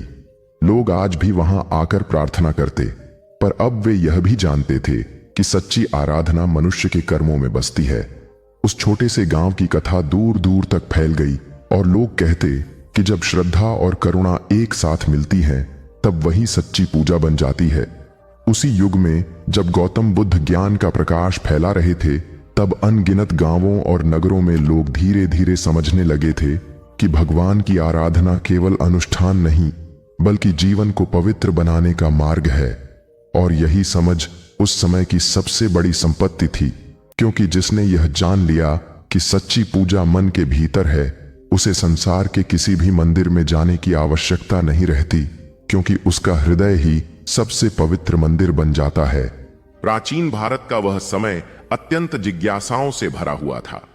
गंगा के विस्तृत मैदानों में बसे नगरों और ग्रामों में मनुष्य केवल जीवनयापन ही नहीं कर रहा था, बल्कि वह जीवन के गहरे प्रश्नों के उत्तर भी खोज रहा था। उस युग में वेदों की परंपरा जीवित थी, यज्ञ और हवन होते थे, मंदिरों और वेदियों पर देवताओं की पूजा की जाती थी। लोग मानते थे कि संसार के पीछे कोई अदृश्य शक्ति है और उसी की कृपा से वर्षा होती है, अन्न उगता है और जीवन चलता है। पर उसी समय एक नया विचार भी धीरे धीरे लोगों के बीच फैल रहा था। यह विचार था कि मनुष्य स्वयं भी अपने जीवन का मार्ग समझ सकता है और अपने भीतर ऐसी शांति पा सकता है जो किसी बाहरी अनुष्ठान पर निर्भर नहीं होती। इसी समय गौतम बुद्ध का प्रकट होना हुआ और लोगों के मन में एक प्रश्न बार बार उठने लगा। क्या बुद्ध स्वयं किसी भगवान की पूजा करते थे? क्या वे भी किसी देवता के सामने दीप जलाते थे, या उन्होंने पूजा पाठ से अलग कोई मार्ग अपनाया था? श्रावस्ती के निकट बसे एक शांत उपवन में उस समय बुद्ध अपने भिक्षुओं के साथ निवास कर रहे थे। वहां प्रतिदिन दूर दूर से लोग आते और उनसे जीवन के प्रश्न पूछते। कोई दुख से व्याकुल होकर आता, कोई अपने मन की उलझन लेकर, और कोई केवल यह जानने के लिए कि जीवन का सच्चा अर्थ क्या है। उसी समय एक दिन वैशाली से आए कुछ ब्राह्मण वहां पहुंचे। वे विद्वान थे और वेदों के झाता थे। उनके मन में एक जिज्ञासा थी जो लंबे समय से उन्हें परेशान कर रही थी। उन्होंने बुद्ध के सामने बैठकर विनम्रता से कहा कि लोग आपको महान ज्ञानी कहते हैं, लोग आपके चरणों में बैठकर शांति पाते हैं, पर हम यह जानना चाहते हैं कि क्या आप किसी भगवान की पूजा करते हैं? क्या आप भी देवताओं को प्रसन्न करने के लिए यज्ञ या प्रार्थना करते हैं? बुद्ध ने उस प्रश्न को ध्यान से सुना और कुछ देर मौन रहे। उनका स्वभाव ही ऐसा था कि वे तुरंत उत्तर नहीं देते थे, बल्कि पहले प्रश्न के भीतर छिपे भाव को समझते थे। उनके चेहरे पर वही शांत मुस्कान थी जो उन्हें देखने वालों के मन को स्थिर कर देती थी। फिर उन्होंने धीरे धीरे बोलना आरंभ किया। उन्होंने कहा कि इस संसार में अनेक लोग देवताओं की पूजा करते हैं और श्रद्धा के साथ प्रार्थना करते हैं। यदि किसी का मन श्रद्धा से भरा है और वह प्रार्थना करते समय करुणा और सत्य का स्मरण करता है, तो वह बुरा नहीं है। परंतु उन्होंने यह भी कहा कि केवल पूजा पाठ से मनुष्य का दुख समाप्त नहीं होता। जब तक मनुष्य अपने मन को नहीं समझता, अपनी इच्छाओं और क्रोध को नहीं पहचानता, तब तक केवल बाहरी अनुष्ठान उसे पूर्ण शांति नहीं दे सकते। उनकी यह बात सुनकर वहां बैठे लोगों में हलचल सी हुई। कुछ लोग सोचने लगे कि क्या बुद्ध पूजा के विरुद्ध हैं, पर बुद्ध ने तुरंत स्पष्ट किया कि वे किसी की श्रद्धा को गलत नहीं कहते। उन्होंने कहा कि यदि कोई व्यक्ति देवताओं की पूजा करता है और उसका मन दया और सदाचार से भरा है, तो वह मार्ग भी उसे अच्छे कर्मों की ओर ले जा सकता है। पर उन्होंने अपने जीवन का अनुभव बताते हुए कहा कि जब वे राजकुमार थे, तब उन्होंने भी अनेक अनुष्ठान देखे थे। राजमहल में यज्ञ होते थे, ब्राह्मण मंत्र पढ़ते थे और देवताओं की स्तुति की जाती थी। परंतु जब उन्होंने संसार के दुख को देखा, बुढ़ापा, बीमारी और मृत्यु, तब उनके मन में यह प्रश्न उठा कि क्या केवल पूजा पाठ से इन दुखों का अंत हो सकता है। इसी प्रश्न ने उन्हें महल छोड़ने के लिए प्रेरित किया। जब वे राजकुमार सिद्धार्थ थे और रात के समय अपने रथ पर बैठकर महल से बाहर निकले, तब उनके मन में केवल एक ही संकल्प था, सत्य को जानना। उन्होंने वर्षों तक तपस्या की, अनेक गुरुओं के पास गए, ध्यान किया और अपने मन को समझने का प्रयास किया। उस समय उन्होंने यह भी देखा कि कुछ लोग देवताओं की पूजा में इतने डूब जाते हैं कि वे अपने भीतर झांकना भूल जाते हैं। उन्हें लगा कि यदि मनुष्य अपने मन को नहीं समझेगा तो चाहे वह कितनी भी पूजा कर ले, उसे स्थायी शांति नहीं मिल पाएगी। बुद्ध ने कहा कि जब उन्हें बोधि वृक्ष के नीचे ज्ञान प्राप्त हुआ, तब उन्हें यह स्पष्ट दिखाई दिया कि दुख का कारण मनुष्य की तृष्णा है और उसका अंत भी उसी के भीतर है। उस समय उन्होंने किसी देवता से प्रार्थना नहीं की थी कि उन्हें ज्ञान दे। उन्होंने केवल अपने मन को शांत किया और सत्य को देखने का प्रयास किया। जब मन पूरी तरह शांत हो गया और सभी इच्छाएं थम गईं, तब उन्हें वह ज्ञान मिला जिसे उन्होंने बोध कहा। उसी क्षण से उनका जीवन दूसरों को यह समझाने में बीतने लगा कि मनुष्य स्वयं अपने प्रयास से मुक्ति पा सकता है। यह सुनकर वैशाली से आए ब्राह्मणों में से एक ने पूछा कि यदि आप देवताओं की पूजा नहीं करते तो क्या आप देवताओं के अस्तित्व को नहीं मानते? बुद्ध ने इस प्रश्न का उत्तर भी बड़े संतुलन से दिया। उन्होंने कहा कि इस संसार में अनेक प्रकार के लोक और अस्तित्व हो सकते हैं, पर मनुष्य का सबसे बड़ा कार्य यह नहीं है कि वह उनके बारे में बहस करता रहे। सबसे महत्वपूर्ण यह है कि मनुष्य अपने जीवन को सदाचार, करुणा और जागरूकता से भर दे। यदि वह ऐसा करता है तो उसका जीवन स्वयं ही एक पूजा बन जाता है। उनकी यह बात वहां बैठे लोगों के मन को गहराई से छू गई। उन्होंने समझा कि बुद्ध पूजा पाठ के विरोधी नहीं हैं, पर वे यह सिखाते हैं कि सच्ची पूजा मनुष्य के आचरण में होनी चाहिए। यदि कोई व्यक्ति मंदिर जाकर प्रार्थना करता है पर बाहर आकर दूसरों के साथ कठोर व्यवहार करता है तो उसकी पूजा अधूरी है। पर यदि कोई व्यक्ति बिना किसी अनुष्ठान के भी करुणा और सत्य के साथ जीवन जीता है तो उसका हर क्षण पूजा बन जाता है। उसी सभा में श्रावस्ती का एक युवक भी बैठा था जिसका नाम उदयन था। वह बचपन से ही मंदिरों में पूजा करता आया था और उसे विश्वास था कि देवताओं को प्रसन्न करना ही जीवन का उद्देश्य है। पर बुद्ध की बातें सुनकर उसके मन में एक नया विचार जन्मा। उसने सोचा कि शायद पूजा का अर्थ केवल दीप जलाना नहीं, बल्कि अपने मन को भी प्रकाशित करना है।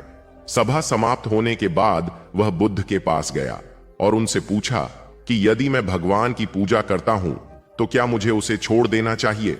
बुद्ध ने मुस्कुराकर कहा कि यदि तुम्हारे मन में श्रद्धा है तो उसे छोड़ने की आवश्यकता नहीं है, पर यह याद रखो कि पूजा का उद्देश्य मन को निर्मल बनाना है। यदि तुम्हारी प्रार्थना तुम्हें अधिक दयालु और शांत बनाती है तो वह सही दिशा में है। समय बीतता गया और बुद्ध के उपदेश दूर दूर तक फैलते गए। लोग यह समझने लगे कि बुद्ध ने पूजा पाठ को अनिवार्य नहीं माना, पर उन्होंने जीवन को ही साधना बना दिया। उन्होंने सिखाया कि ध्यान, जागरूकता और करुणा के माध्यम से मनुष्य अपने भीतर वही शांति पा सकता है जिसे लोग देवताओं की कृपा मानते हैं। इसीलिए उनके शिष्य जब सुबह उठते थे तो वे किसी देवता की पूजा करने से अधिक अपने मन को शांत करने का अभ्यास करते थे। वे ध्यान करते, अपने विचारों को देखते और यह प्रयास करते कि उनके मन में क्रोध या लोभ न पनपे। फिर भी बुद्ध ने कभी भी लोगों की श्रद्धा का अपमान नहीं किया। यदि कोई व्यक्ति देवताओं में विश्वास करता था तो वे उसे मना नहीं करते थे। वे केवल इतना कहते थे कि श्रद्धा को अंधविश्वास न बनने दो। श्रद्धा तब सार्थक होती है जब वह मनुष्य को बेहतर बनने के लिए प्रेरित करे। इसीलिए बुद्ध का मार्ग पूजा से अधिक जागरूकता का मार्ग था। उन्होंने सिखाया कि यदि मनुष्य अपने हर कर्म को सजगता और करुणा से करता है तो वही उसकी सबसे बड़ी प्रार्थना है। इस प्रकार उस युग में धीरे धीरे यह समझ फैलने लगी कि बुद्ध ने कोई विशेष पूजा पाठ नहीं किया था। उन्होंने अपने जीवन को ही साधना बना लिया था। उन्होंने यह दिखाया कि मनुष्य का सबसे बड़ा मंदिर उसका स्वयं का हृदय है और सबसे बड़ा दीपक उसकी जागरूकता है। जब यह दीपक जल उठता है तो जीवन के अंधकार अपने आप दूर हो जाते हैं। यही कारण है कि लोग उन्हें भगवान कहने लगे, क्योंकि उन्होंने मनुष्य को यह सिखाया कि सच्चा ईश्वर बाहरी वेदियों से अधिक हमारे भीतर की करुणा और ज्ञान में बसता है। और जब मनुष्य उस सत्य को पहचान लेता है तब उसका जीवन स्वयं ही एक निरंतर प्रार्थना बन जाता है, जिसमें शब्दों की आवश्यकता नहीं होती, क्योंकि उसके हर विचार और हर कर्म में ही श्रद्धा का प्रकाश झलकने लगता है। वन के उस विशाल विस्तार में उस दिन अजीब सी निस्तब्धता थी। ऊंचे ऊंचे वृक्षों की शाखाएं हवा के साथ धीरे धीरे हिल रही थीं और पत्तों के बीच से छनकर आती धूप धरती पर टुकड़ों में बिखर रही थी। उस पथ पर बहुत कम लोग चलने का साहस करते थे, क्योंकि वह मार्ग लंबे समय से भय का पर्याय बन चुका था। यात्रियों के बीच एक ही नाम फुसफुसाहट की तरह फैलता था, अंगुलीमाल। लोग कहते थे कि वह एक भयानक डाकू है जो अकेले ही जंगल में रहता है और जो भी उस मार्ग से गुजरता है उसे जीवित नहीं छोड़ता। उसके गले में उंगलियों की माला होने की कथा सुनकर लोग कांप उठते थे। यही कारण था कि उस वन के पास बसे गांवों के लोग दूर से ही उस रास्ते से बचकर निकल जाते थे। लेकिन उस दिन एक ऐसा व्यक्ति उसी मार्ग पर शांत भाव से चल रहा था जिसकी चाल में कोई भय नहीं था। वह थे बुद्ध। उनके कदम धीमे थे पर उनमें स्थिरता थी। उनके चेहरे पर वही शांति थी जो किसी गहरे सागर की सतह पर दिखाई देती है। उसी समय जंगल के भीतर कहीं अंगुलीमाल छिपा हुआ था। उसकी आंखें तीखी थीं और मन क्रोध से भरा हुआ था। उसने वर्षों से यही जीवन जिया था, लूट, हिंसा और आतंक। उसके भीतर कहीं गहराई में कभी एक साधारण मनुष्य भी रहा होगा, पर अब वह स्मृति धुंधली हो चुकी थी। उसने अपने जीवन को इस भयावह मार्ग पर क्यों मोड़ा, यह कहानी भी कम विचित्र नहीं थी। कभी वह एक विद्यार्थी था जिसे ज्ञान की तलाश थी, पर परिस्थितियों और छल ने उसे ऐसा बना दिया कि उसका हृदय कठोर हो गया। उसने मन में यह संकल्प बना लिया था कि वह किसी पर दया नहीं करेगा। इसलिए जब उसने दूर से एक सन्यासी को उस पथ पर आते देखा तो उसके मन में वही पुराना क्रोध जाग उठा। उसने सोचा कि यह व्यक्ति भी आज उसके हाथों मारा जाएगा। अंगुलीमाल ने अपनी तलवार उठाई और तेजी से उस दिशा में दौड़ा जहां बुद्ध धीरे धीरे आगे बढ़ रहे थे। पर एक अजीब बात हुई। वह जितना तेज दौड़ता उतना ही उसे लगता कि वह उस शांत सन्यासी के पास नहीं पहुंच पा रहा है। बुद्ध की चाल धीमी थी, फिर भी वह उनसे आगे नहीं निकल पा रहा था। यह देखकर उसके भीतर एक अजीब सी बेचैनी पैदा हुई। उसने और तेज दौड़ने की कोशिश की, पर परिणाम वही रहा। अंततः उसने जोर से चिल्लाकर कहा, रुको सन्यासी, रुक जाओ। उसकी आवाज जंगल में गूंज उठी, पर उस आवाज में जितना क्रोध था उतनी ही हैरानी भी थी। बुद्ध वहीं रुक गए। उन्होंने धीरे से पीछे मुड़कर अंगुलीमाल की ओर देखा। उनकी आंखों में कोई भय नहीं था, केवल करुणा थी। अंगुलीमाल उनके सामने आ खड़ा हुआ। उसके हाथ में तलवार थी और उसके चेहरे पर कठोरता की रेखाएं थीं। उसने सोचा था कि सामने वाला व्यक्ति भय से कांप उठेगा, पर बुद्ध का शांत चेहरा देखकर वह स्वयं उलझन में पड़ गया। उसने कठोर स्वर में कहा, क्या तुम जानते नहीं कि मैं कौन हूं? लोग मुझे देखकर इस मार्ग से दूर भागते हैं, फिर भी तुम बिना डरे यहां कैसे चले आए? बुद्ध ने शांत स्वर में उत्तर दिया, मैं जानता हूं कि तुम कौन हो, पर मैं यह भी जानता हूं कि हर मनुष्य के भीतर परिवर्तन की संभावना होती है। यह सुनकर अंगुलीमाल के भीतर जैसे आग भड़क उठी। उसने कहा, तुम्हें मुझसे डर नहीं लगता? बुद्ध ने धीरे से कहा, डर उस मन में पैदा होता है जो हिंसा से भरा हो। मेरा मन किसी के लिए हिंसा नहीं रखता, इसलिए मुझे डर नहीं है। यह उत्तर सुनकर अंगुलीमाल कुछ क्षण के लिए मौन हो गया। उसने जीवन में पहली बार किसी को इस तरह उससे बात करते देखा था। अब तक जो भी उसके सामने आया था वह भय से कांप उठता था, पर यह व्यक्ति अलग था। उसके शब्दों में न घबराहट थी न विरोध, केवल शांति थी। अंगुलीमाल ने तलवार उठाकर कहा, यदि मैं अभी तुम्हें मार दूं तो? बुद्ध ने उसकी आंखों में देखते हुए कहा, यदि तुम ऐसा करोगे तो यह तुम्हारे कर्म का परिणाम होगा, पर इससे तुम्हारे भीतर की अशांति समाप्त नहीं होगी। यह सुनकर अंगुलीमाल के भीतर कहीं एक हलचल सी हुई। उसने अपने जीवन में बहुत लोगों को मारा था, पर उसे कभी शांति नहीं मिली थी। हर हत्या के बाद उसका मन और अधिक अशांत हो जाता था, पर उसने कभी इस बात को स्वीकार नहीं किया था। उसने कठोर स्वर में कहा, मुझे शांति की आवश्यकता नहीं है, मुझे केवल शक्ति चाहिए। बुद्ध ने उत्तर दिया, जो मनुष्य अपने क्रोध का दास है वह शक्तिशाली नहीं होता। सच्ची शक्ति वह है जो क्रोध को जीत सके। यह सुनते ही अंगुलीमाल के मन में जैसे एक बिजली सी कौंध गई। उसने अपने जीवन को याद किया। उसे याद आया कि कभी वह भी एक साधारण युवक था जो ज्ञान प्राप्त करना चाहता था, पर परिस्थितियों ने उसे इस मार्ग पर धकेल दिया। उसने धीरे धीरे महसूस किया कि उसके भीतर जो क्रोध है वह उसे हर दिन और अधिक अंधकार में ले जा रहा है। बुद्ध की शांत उपस्थिति उसके भीतर छिपी उस पीड़ा को उजागर कर रही थी जिसे वह वर्षों से दबा कर रखे हुए था। कुछ क्षणों तक दोनों के बीच मौन छाया रहा। जंगल में केवल हवा की सरसराहट सुनाई दे रही थी। अंगुलिमाल की पकड़ तलवार पर डीली पड़ने लगी। उसने पहली बार अपने जीवन में यह सोचा कि क्या सचमुच उसके लिए कोई दूसरा मार्ग भी हो सकता है। उसने बुद्ध से पूछा, क्या मेरे जैसे व्यक्ति के लिए भी परिवर्तन संभव है? मैंने इतने अपराध किए हैं कि शायद मुझे कभी क्षमा नहीं मिल सकती। बुद्ध ने शांत स्वर में कहा, यदि कोई व्यक्ति अपने अतीत को समझकर बदलने का संकल्प कर ले तो उसके लिए नया मार्ग हमेशा खुला रहता है। मनुष्य अपने कर्मों से गिरता है और अपने संकल्प से उठता है। यह सुनकर अंगुलिमाल के भीतर वर्षों से जमा कठोरता टूटने लगी। उसकी आंखों में नमी आ गई। उसने धीरे धीरे अपनी तलवार नीचे रख दी। वह उस व्यक्ति के सामने खड़ा था जिसने बिना किसी भय के उसके भीतर छिपे मनुष्य को पहचान लिया था। उसने कांपते स्वर में कहा, यदि आप सच कह रहे हैं तो मुझे वह मार्ग दिखाइए जिससे मैं अपने जीवन को बदल सकूं।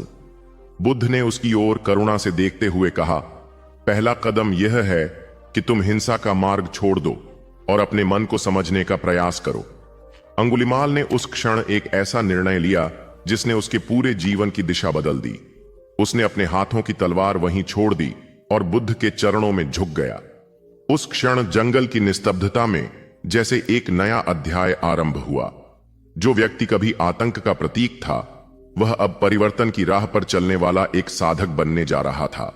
बुद्ध ने उसे उठाया और शांत स्वर में कहा कि परिवर्तन का मार्ग आसान नहीं होगा, पर यदि वह धैर्य रखेगा तो उसके भीतर भी शांति का प्रकाश जग सकता है। समय के साथ लोगों ने देखा कि वही अंगुलिमाल जिसने कभी भय फैलाया था अब विनम्रता और साधना का जीवन जी रहा है। उसके भीतर का क्रोध धीरे धीरे शांत होने लगा। उसने अपने अतीत को स्वीकार किया और यह प्रयास किया कि उसके आगे के कर्म लोगों के लिए भय नहीं बल्कि करुणा का उदाहरण बने। जब भी कोई उससे पूछता कि उसके जीवन में यह परिवर्तन कैसे आया तो वह केवल इतना कहता कि एक दिन जंगल के उस पथ पर उसे एक ऐसे व्यक्ति का सामना हुआ था जिसने उसे तलवार से नहीं बल्कि करुणा से जीत लिया। इस प्रकार वह भेंट केवल दो व्यक्तियों की मुलाकात नहीं थी, वह उस सत्य का प्रमाण बन गई कि मनुष्य कितना भी अंधकार में क्यों न गिर जाए, उसके भीतर परिवर्तन की संभावना हमेशा बनी रहती है। और जब कोई व्यक्ति करुणा और धैर्य के साथ उस संभावना को जगाता है तो सबसे कठोर हृदय भी पिघल सकता है। बुद्ध और अंगुलिमाल की वह मुलाकात इसी कारण इतिहास में एक ऐसी कथा बन गई जिसे सुनकर लोग यह समझते हैं कि सच्ची शक्ति हिंसा में नहीं बल्कि करुणा में होती है। सुबह की पहली किरण जब धरती पर उतरती थी और वातावरण में हल्की ठंडक तैरती रहती थी, उसी समय एक शांत साधु अपने कुछ भिक्षुओं के साथ पगडंडी पर आगे बढ़ता दिखाई देता था। उनके कदम बहुत धीमे होते थे पर उनमें एक स्थिरता होती थी जो देखने वाले के मन को भी शांत कर देती थी। उनके वस्त्र साधारण थे, हाथ में केवल भिक्षा पात्र होता था और चेहरे पर ऐसी करुणा झलकती थी जो किसी भी मनुष्य को सहज ही अपनी ओर आकर्षित कर ले। वही थे बुद्ध जो अपने जीवन के वर्षों तक नगरों और गांवों के बीच घूमते रहे। उनका उद्देश्य किसी राज्य को जीतना नहीं था, न किसी को अपने विचारों से दबाना था। वे केवल लोगों को जीवन का वह सरल सत्य समझाना चाहते थे जिसे उन्होंने स्वयं अनुभव किया था। जब वे किसी गांव में पहुंचते तो वहां के लोग पहले उन्हें उत्सुकता से देखते। कुछ लोग दूर खड़े होकर सोचते कि यह कौन साधु है जो बिना किसी भय के इतना लंबा मार्ग तय करता हुआ यहां आया है। धीरे धीरे जब लोगों को पता चलता कि यह वही ज्ञानी है जिनकी चर्चा दूर दूर तक फैल चुकी है, तब गांव के लोग उनके पास आने लगते। कोई किसान अपने खेत से लौटते समय उनके सामने बैठ जाता, कोई वृद्ध अपनी लाठी के सहारे पास आकर उनके शब्द सुनने लगता और बच्चे भी उनके आसपास चुपचाप बैठ जाते। बुद्ध कभी ऊंची आवाज में नहीं बोलते थे, उनके शब्द शांत होते थे पर उनमें ऐसी गहराई होती थी कि सुनने वाला व्यक्ति अपने भीतर कुछ बदलता हुआ महसूस करने लगता था। जब लोग उनसे पूछते कि जीवन में इतना दुख क्यों है तो वे बहुत सरल भाषा में उत्तर देते। वे कहते कि मनुष्य का दुख बाहर की वस्तुओं से कम और अपने मन की इच्छाओं से अधिक पैदा होता है। जब मन लगातार किसी चीज को पाने की चाह में लगा रहता है, तब उसे संतोष नहीं मिल पाता। इसीलिए उन्होंने लोगों को समझाया कि यदि मनुष्य अपने मन को समझ ले और अपनी इच्छाओं को संयमित करना सीख जाए तो जीवन हल्का और शांत हो सकता है। किसी गांव में वे खेतों के बीच खड़े होकर किसानों से बात करते। वे कहते कि जैसे खेत में बीज बोने से पहले भूमि को तैयार करना पड़ता है, वैसे ही जीवन में अच्छे फल पाने के लिए मन को तैयार करना पड़ता है। यदि मन में क्रोध, ईर्ष्या और लोभ भरे हों तो अच्छे परिणाम की अपेक्षा नहीं की जा सकती। किसान यह बात तुरंत समझ जाते, क्योंकि वे भूमि और बीज के संबंध को भली भांति जानते थे। बुद्ध उन्हें बताते कि जिस प्रकार किसान धैर्य रखकर फसल के पकने की प्रतीक्षा करता है, उसी प्रकार मनुष्य को भी अपने जीवन में धैर्य रखना चाहिए। जल्दी और अधीरता से लिया गया निर्णय अक्सर दुख का कारण बनता है। उनकी बातें इतनी सरल होती थीं कि साधारण से साधारण व्यक्ति भी उन्हें समझ सकता था। जब वे किसी दूसरे गांव में पहुंचते तो वहां के लोग उनसे अपने पारिवारिक जीवन की समस्याएं पूछते। कोई पति पत्नी के झगड़े के बारे में बताता, कोई भाई अपने भाई से हुए विवाद की शिकायत करता। बुद्ध ऐसे प्रश्नों का उत्तर देते समय किसी को दोषी नहीं ठहराते थे। वे केवल इतना कहते कि क्रोध उस आग की तरह है जो पहले उस व्यक्ति को जलाती है जिसके भीतर वह पैदा होती है। यदि मनुष्य क्षमा करना सीख ले तो उसका मन हल्का हो जाता है और संबंध भी सुधरने लगते हैं। लोग उनकी यह बात सुनकर चुप हो जाते, क्योंकि उन्हें अपने जीवन में क्रोध के कारण हुए झगड़े याद आने लगते थे। कभी कभी वे बच्चों से भी बात करते। बच्चे उनके पास बैठकर उनसे प्रश्न पूछते कि जीवन में सबसे बड़ा खजाना क्या है। बुद्ध मुस्कुराकर कहते कि सबसे बड़ा खजाना ज्ञान और सदाचार है। धन और वस्तुएं समय के साथ समाप्त हो जाती हैं, पर यदि मनुष्य के भीतर सही समझ और करुणा हो तो वह हर परिस्थिति में शांत रह सकता है। बच्चे यह सुनकर खुश हो जाते और उनके आसपास बैठकर उनकी कहानियां सुनते। बुद्ध अक्सर उदाहरण देकर बातें समझाते थे। वे कहते कि यदि कोई व्यक्ति अपने मन को संभालना सीख ले तो वह ऐसे रथवान की तरह बन जाता है जो कठिन रास्तों पर भी अपने रथ को सही दिशा में ले जा सकता है। गांवों में घूमते हुए बुद्ध ने यह भी देखा कि कई लोग अंधविश्वास में उलझे हुए हैं। वे छोटी छोटी घटनाओं को किसी अदृश्य भय से जोड़ देते थे। तब बुद्ध उन्हें समझाते कि जीवन में हर घटना के पीछे कोई कारण होता है। यदि मनुष्य अपने कर्मों को सुधार ले तो उसका भविष्य भी बदल सकता है। उन्होंने लोगों को यह सिखाया कि अपने कर्मों के प्रति जागरूक रहना ही सबसे बड़ा उपाय है। यदि कोई व्यक्ति दूसरों के साथ दया और ईमानदारी से व्यवहार करता है तो उसका जीवन अपने आप बेहतर हो जाता है। कई बार जब शाम ढलने लगती और आकाश में हल्की लालिमा फैल जाती, तब गांव के लोग फिर से बुद्ध के पास एकत्र हो जाते। उस समय वातावरण बहुत शांत होता था। लोग दिन भर के काम से थक चुके होते, पर उनके मन में बुद्ध की बातें सुनने की उत्सुकता बनी रहती। बुद्ध उन्हें ध्यान के बारे में भी बताते।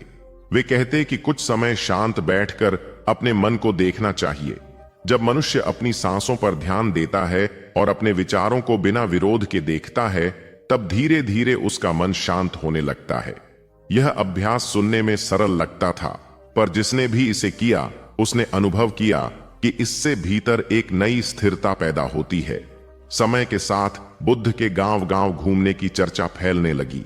लोग कहते कि वह साधु किसी चमत्कार की बात नहीं करता, पर उसके शब्द सुनने से मन हल्का हो जाता है। वह लोगों को यह नहीं कहता कि वे किसी से डरें या किसी विशेष अनुष्ठान में ही मुक्ति खोजें। वह केवल यह सिखाता है कि जीवन को सरलता, करुणा और जागरूकता के साथ जीना ही सबसे बड़ा मार्ग है। यही कारण था कि जहां भी वह जाते, लोग उन्हें सम्मान से देखते और उनके जाने के बाद भी उनकी बातें लंबे समय तक याद रखते। कई वर्षों तक यह क्रम चलता रहा। बुद्ध और उनके भिक्षु एक स्थान से दूसरे स्थान तक जाते रहे। रास्ते कठिन होते, मौसम बदलते रहते, पर उनका उद्देश्य कभी नहीं बदला। वे हर गांव में यही समझाते कि मनुष्य का जीवन तभी शांत हो सकता है जब वह अपने भीतर के क्रोध, लोभ और भ्रम को समझकर उनसे ऊपर उठने का प्रयास करे। वे कहते कि कोई भी मनुष्य छोटा या बड़ा नहीं होता। हर व्यक्ति के भीतर वही क्षमता छिपी होती है जिससे वह अपने जीवन को प्रकाशमय बना सकता है। धीरे धीरे लोगों ने यह अनुभव करना शुरू किया कि बुद्ध के शब्द केवल उपदेश नहीं हैं, बल्कि जीवन को देखने का एक नया तरीका है। जिन्होंने उनकी बातों को अपनाया, उनके व्यवहार में परिवर्तन दिखाई देने लगा। वे अधिक धैर्यवान और दयालु बनने लगे। जब कोई उनसे पूछता कि उन्हें यह परिवर्तन कैसे मिला, तो वे बताते कि एक शांत साधु कभी उनके गांव आया था और उसने उन्हें यह सिखाया था कि मनुष्य का सबसे बड़ा सहारा उसका अपना जागरूक मन है। समय बीतता गया, पर बुद्ध के गांव गांव जाकर लोगों को समझाने की वह परंपरा एक गहरी स्मृति बनकर रह गई। उन रास्तों पर अब भी लोग चलते थे जहां कभी बुद्ध के कदम पड़े थे।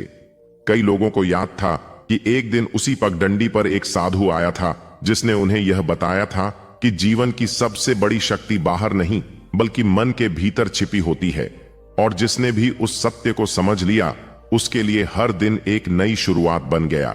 एक शांत संध्या का समय था। आकाश में सूर्य धीरे धीरे ढल रहा था और धरती पर सुनहरी आभा फैल रही थी। उसी समय एक वृक्ष के नीचे बैठे बुद्ध अपने शिष्यों को जीवन के मार्ग के बारे में समझा रहे थे। उनके आसपास बैठे लोग अलग अलग स्थानों से आए हुए थे। कोई दूर के नगर से आया था, कोई किसी छोटे ग्राम से, और कुछ ऐसे भी थे जो बहुत दूर देशों से यात्रा करके उनके पास पहुंचे थे। बुद्ध के शांत स्वर में ऐसी गहराई थी कि जो भी उन्हें सुनता, उसके मन में एक नई स्पष्टता पैदा होने लगती थी। उसी सभा में एक युवक ने विनम्रता से प्रश्न किया कि आपके उपदेश अब इतने स्थानों तक पहुंच चुके हैं, क्या यह संभव है कि आपका धर्म केवल यहीं तक सीमित रहेगा या यह और भी दूर देशों तक जाएगा? बुद्ध ने उस युवक की ओर देखा और हल्की मुस्कान के साथ कहा कि सत्य का मार्ग किसी एक स्थान या एक सीमा में बंधा नहीं रहता। यदि कोई बात वास्तव में लोगों के दुख को कम करने की क्षमता रखती है, तो वह धीरे धीरे दूर तक फैलती है, जैसे नदी का जल अपने आप आगे बढ़ता जाता है। जब बुद्ध अपने जीवन में गांव गांव और नगर नगर घूमकर लोगों को उपदेश दे रहे थे, तब उनका उद्देश्य किसी साम्राज्य की स्थापना करना नहीं था। वे किसी को अपने धर्म में जबरन शामिल नहीं करते थे। वे केवल जीवन का वह मार्ग बताते थे जिसे उन्होंने स्वयं अनुभव किया था। उन्होंने लोगों को यह सिखाया कि मनुष्य के दुख का कारण उसके भीतर की तृष्णा और अज्ञान है, और यदि वह जागरूकता तथा करुणा के साथ जीवन जीना सीख ले तो उसे शांति मिल सकती है। उनके इन सरल पर गहरे विचारों ने धीरे धीरे लोगों के मन को प्रभावित करना शुरू कर दिया। पहले तो केवल उनके आसपास के क्षेत्रों में लोग उनके उपदेश सुनने लगे, पर समय के साथ उनके शिष्य इन शिक्षाओं को लेकर दूर दूर तक जाने लगे। बुद्ध के जीवन काल में ही उनके कई शिष्य ऐसे बने जिन्होंने निश्चय किया कि वे इन शिक्षाओं को और अधिक लोगों तक पहुंचाएंगे। वे साधारण वस्त्र पहनकर लंबी यात्राएं करते थे। वे जहां भी जाते, लोगों को वही बातें बताते जो उन्होंने अपने गुरु से सीखी थीं, कि जीवन में क्रोध, लोभ और मोह को समझना आवश्यक है, कि करुणा और संयम ही सच्चे सुख का मार्ग है, और कि हर मनुष्य अपने प्रयास से अपने जीवन को बेहतर बना सकता है। इन शिष्यों की यात्राओं ने धीरे धीरे उस ज्ञान को सीमाओं से बाहर पहुंचा दिया। समय के साथ यह शिक्षा केवल एक स्थान तक सीमित नहीं रही। बुद्ध के निर्वाण के बाद उनके अनुयायियों ने और अधिक उत्साह के साथ इस मार्ग का प्रचार करना शुरू किया। कई विद्वान भिक्षु दूर दूर की यात्राओं पर निकले। कुछ समुद्र पार करके नए देशों तक पहुंचे, तो कुछ पहाड़ों और जंगलों को पार करके उन क्षेत्रों में गए जहां पहले कभी इस प्रकार की शिक्षा नहीं पहुंची थी। उनके साथ कोई सेना नहीं होती थी, केवल एक भिक्षा पात्र, कुछ वस्त्र और उनके मन में बसे बुद्ध के शब्द होते थे। धीरे धीरे यह मार्ग कई देशों तक पहुंच गया।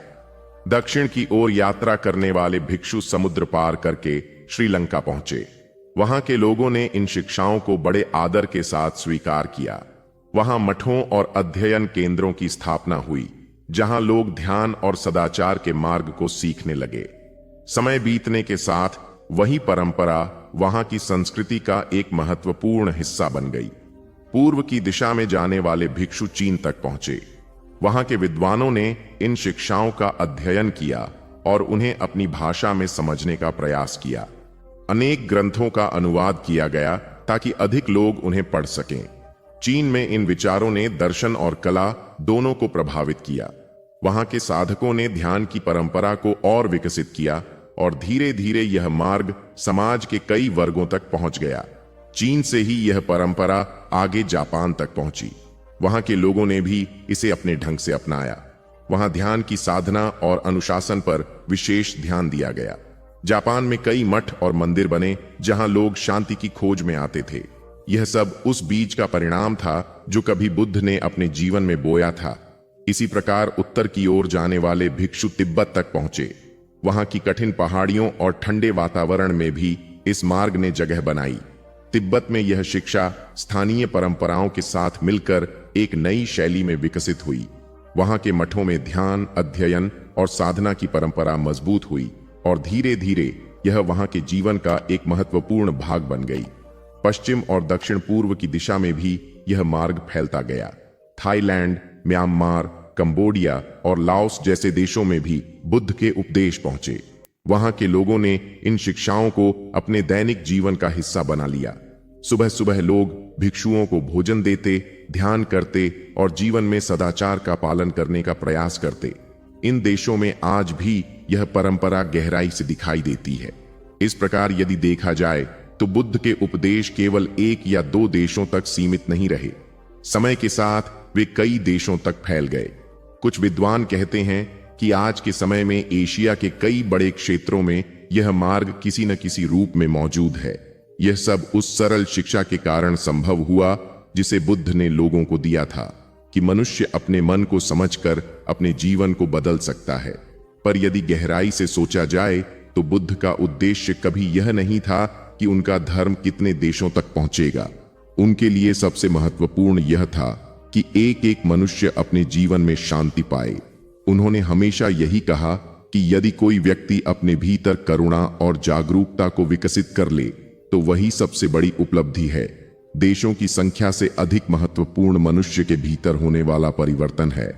समय बीतता गया और सदियां गुजरती रहीं, पर बुद्ध की शिक्षा का प्रभाव कम नहीं हुआ। अलग अलग देशों में लोग अलग अलग भाषाएं बोलते थे, उनकी परंपराएं भी भिन्न थीं, पर जब उन्होंने बुद्ध के शब्दों को सुना तो उन्हें उसमें एक ऐसा सत्य मिला जो हर स्थान पर लागू होता था। यही कारण था कि यह मार्ग सीमाओं को पार करता हुआ आगे बढ़ता गया। आज भी जब कोई व्यक्ति बुद्ध के उपदेशों को पढ़ता या सुनता है तो उसे यह अनुभव होता है कि यह शिक्षा केवल किसी एक देश के लिए नहीं है। यह मनुष्य के मन की बात करती है और मनुष्य का मन हर स्थान पर लगभग एक जैसा ही होता है। उसमें भी इच्छाएं होती हैं, भय होते हैं और शांति की तलाश होती है। इसलिए जब बुद्ध ने अपने जीवन में जो सत्य जाना था उसे लोगों के सामने रखा तो वह सत्य धीरे धीरे अनेक देशों तक पहुंच गया। इस प्रकार यदि पूछा जाए कि बुद्ध के धर्म का प्रचार कितने देशों में हुआ तो इसका उत्तर केवल संख्या में नहीं दिया जा सकता। यह शिक्षा वहां वहां पहुंची जहां जहां लोगों ने उसे समझने और अपनाने की इच्छा दिखाई। कभी भिक्षुओं की यात्राओं के माध्यम से, कभी विद्वानों के अनुवादों के माध्यम से और कभी साधारण लोगों के अनुभवों के माध्यम से यह मार्ग फैलता गया। अंततः यही कहा जा सकता है कि बुद्ध के उपदेश किसी एक भूमि तक सीमित नहीं रहे। वे समय के साथ अनेक देशों में पहुंचे और आज भी लोगों के जीवन को प्रभावित कर रहे हैं। पर इस पूरी यात्रा का सबसे महत्वपूर्ण पहलू यह है कि बुद्ध ने कभी विस्तार या प्रसिद्धि की इच्छा नहीं रखी। उन्होंने केवल यह सिखाया कि यदि मनुष्य अपने भीतर की अज्ञानता को समझ ले और करुणा के साथ जीवन जीना शुरू कर दे तो वही सबसे बड़ा धर्म है। और शायद यही कारण है कि उनका मार्ग सीमाओं से परे जाकर इतने लंबे समय तक जीवित रह पाया। रात असामान्य रूप से शांत थी। आकाश में चंद्रमा धीरे धीरे ऊपर उठ रहा था और उसके हल्के उजाले में महल की ऊंची दीवारें किसी मौन प्रहरी की तरह खड़ी दिखाई दे रही थीं।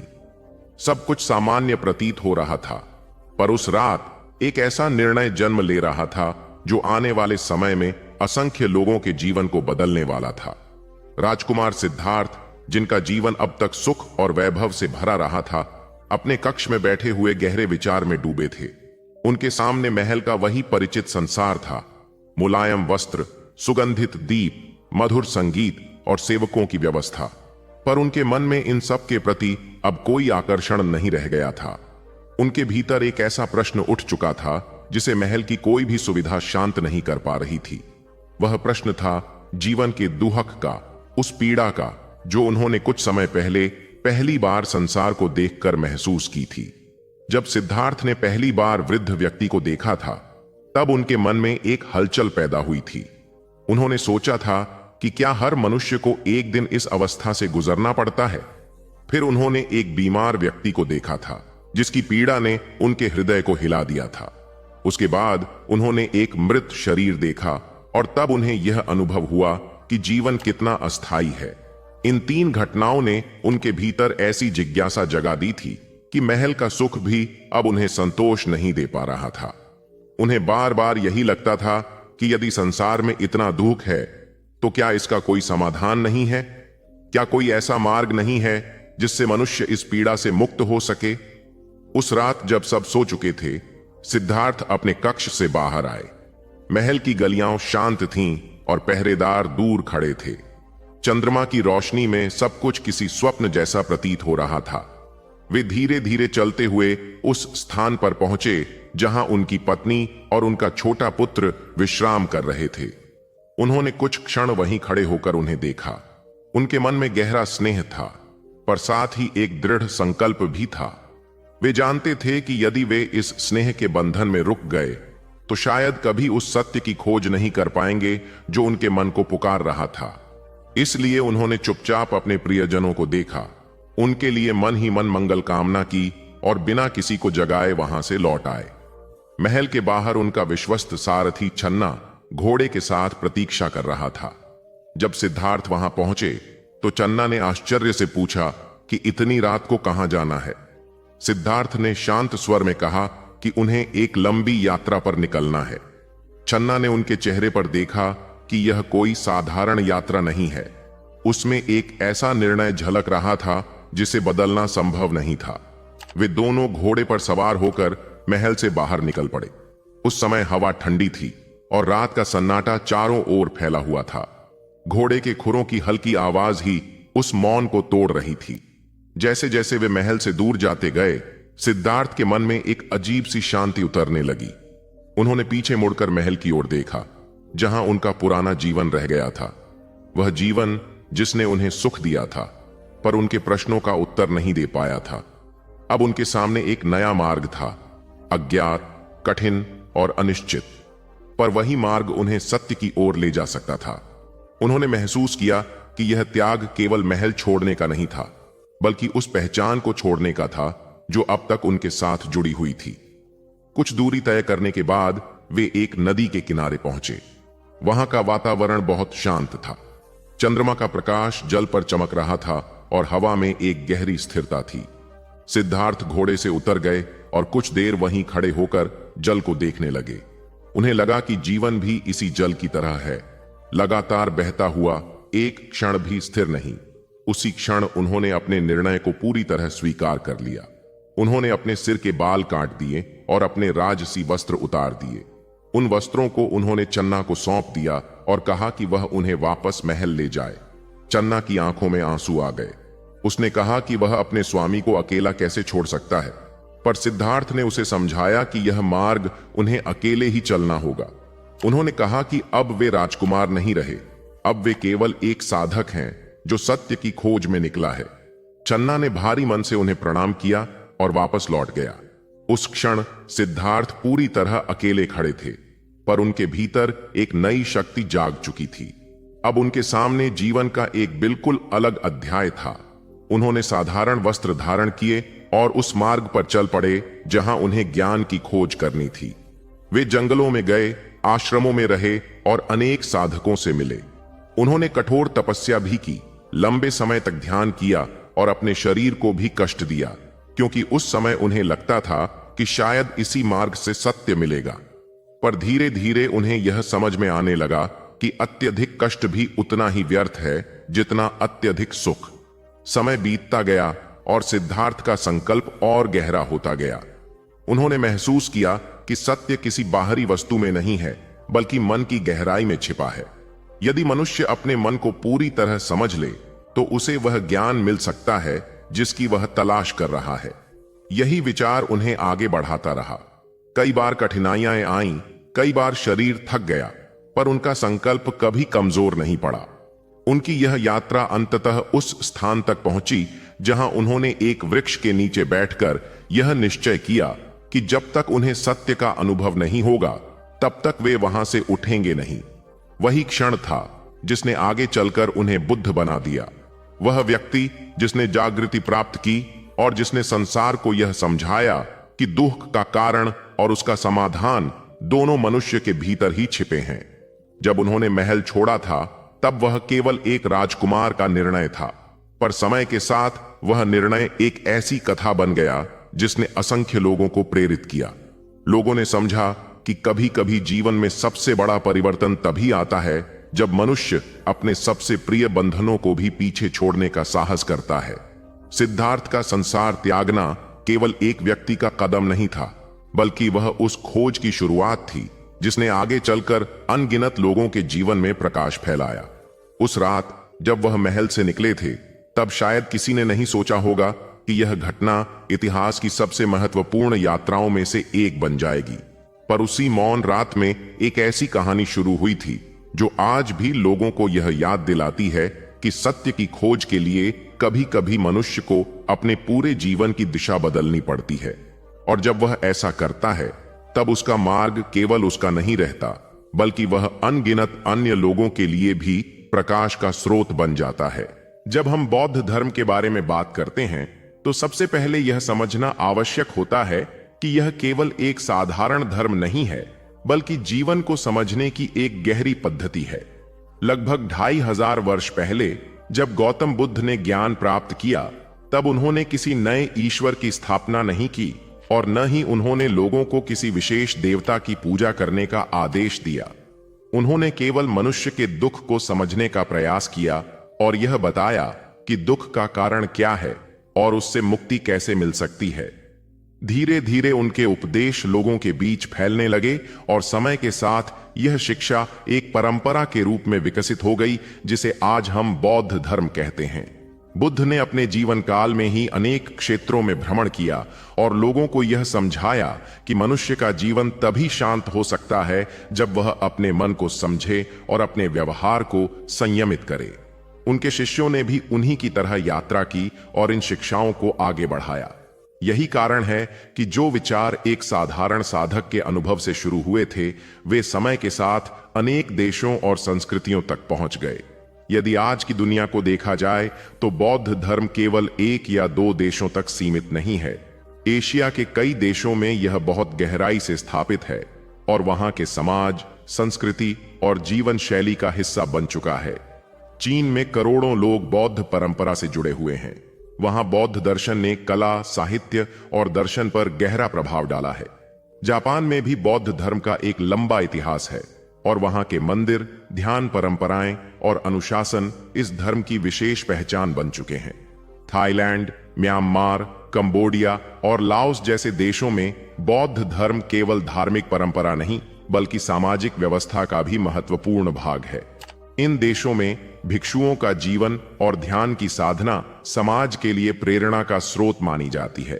श्रीलंका में भी बौद्ध धर्म बहुत प्राचीन समय से स्थापित है और वहां के लोग इसे अपनी सांस्कृतिक पहचान का महत्वपूर्ण अंग मानते हैं। इसके अतिरिक्त वियतनाम और दक्षिण कोरिया जैसे देशों में भी बौद्ध धर्म का प्रभाव बहुत बड़ा है। वहां यह स्थानीय परंपराओं के साथ मिलकर एक विशेष रूप में विकसित हुआ है। मंगोलिया और भूटान जैसे देशों में भी बौद्ध परंपरा बहुत गहरी है। भूटान में तो यह जीवन की पूरी व्यवस्था का हिस्सा माना जाता है और वहां का सामाजिक ढांचा भी इसी दर्शन से प्रभावित दिखाई देता है। नेपाल में भी बौद्ध धर्म का महत्व है क्योंकि वहीं बुद्ध का जन्म हुआ था और आज भी वहां अनेक प्राचीन मठ और तीर्थ स्थल मौजूद हैं। भारत में जहां से यह परंपरा शुरू हुई थी, आज भी कई क्षेत्रों में लोग बुद्ध के उपदेशों को मानते हैं और बौद्ध अध्ययन के केंद्र मौजूद हैं। समय के साथ बौद्ध धर्म एशिया से बाहर भी फैल गया। आधुनिक समय में यूरोप, अमेरिका ऑस्ट्रेलिया और अफ्रीका के कुछ हिस्सों में भी लोग बुद्ध के दर्शन का अध्ययन करते हैं और ध्यान की साधना अपनाते हैं।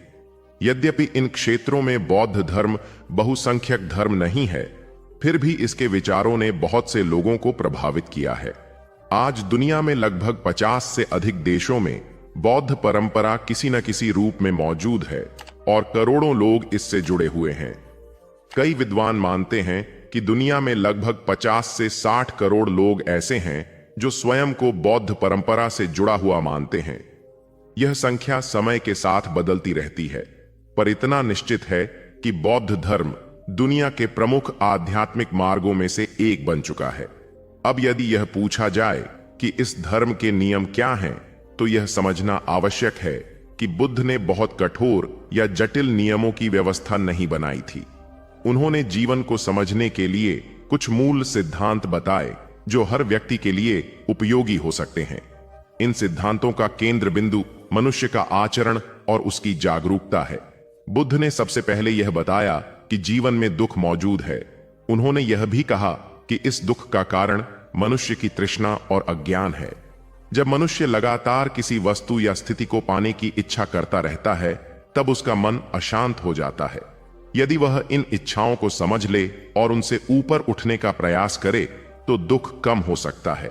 इसी समझ के आधार पर उन्होंने एक मार्ग बताया जिसे मध्य मार्ग कहा जाता है।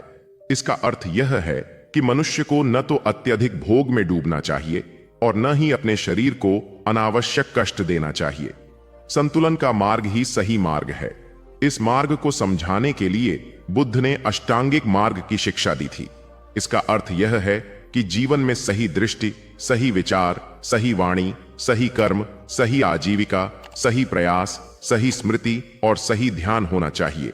इन 8 बातों का उद्देश्य यह है कि मनुष्य अपने जीवन को संतुलित और जागरूक बना सके। बौद्ध धर्म में नैतिक आचरण का भी बहुत महत्व है। सामान्य गृहस्थों के लिए 5 प्रमुख नियम बताए गए हैं जिनका उद्देश्य समाज में शांति और संतुलन बनाए रखना है।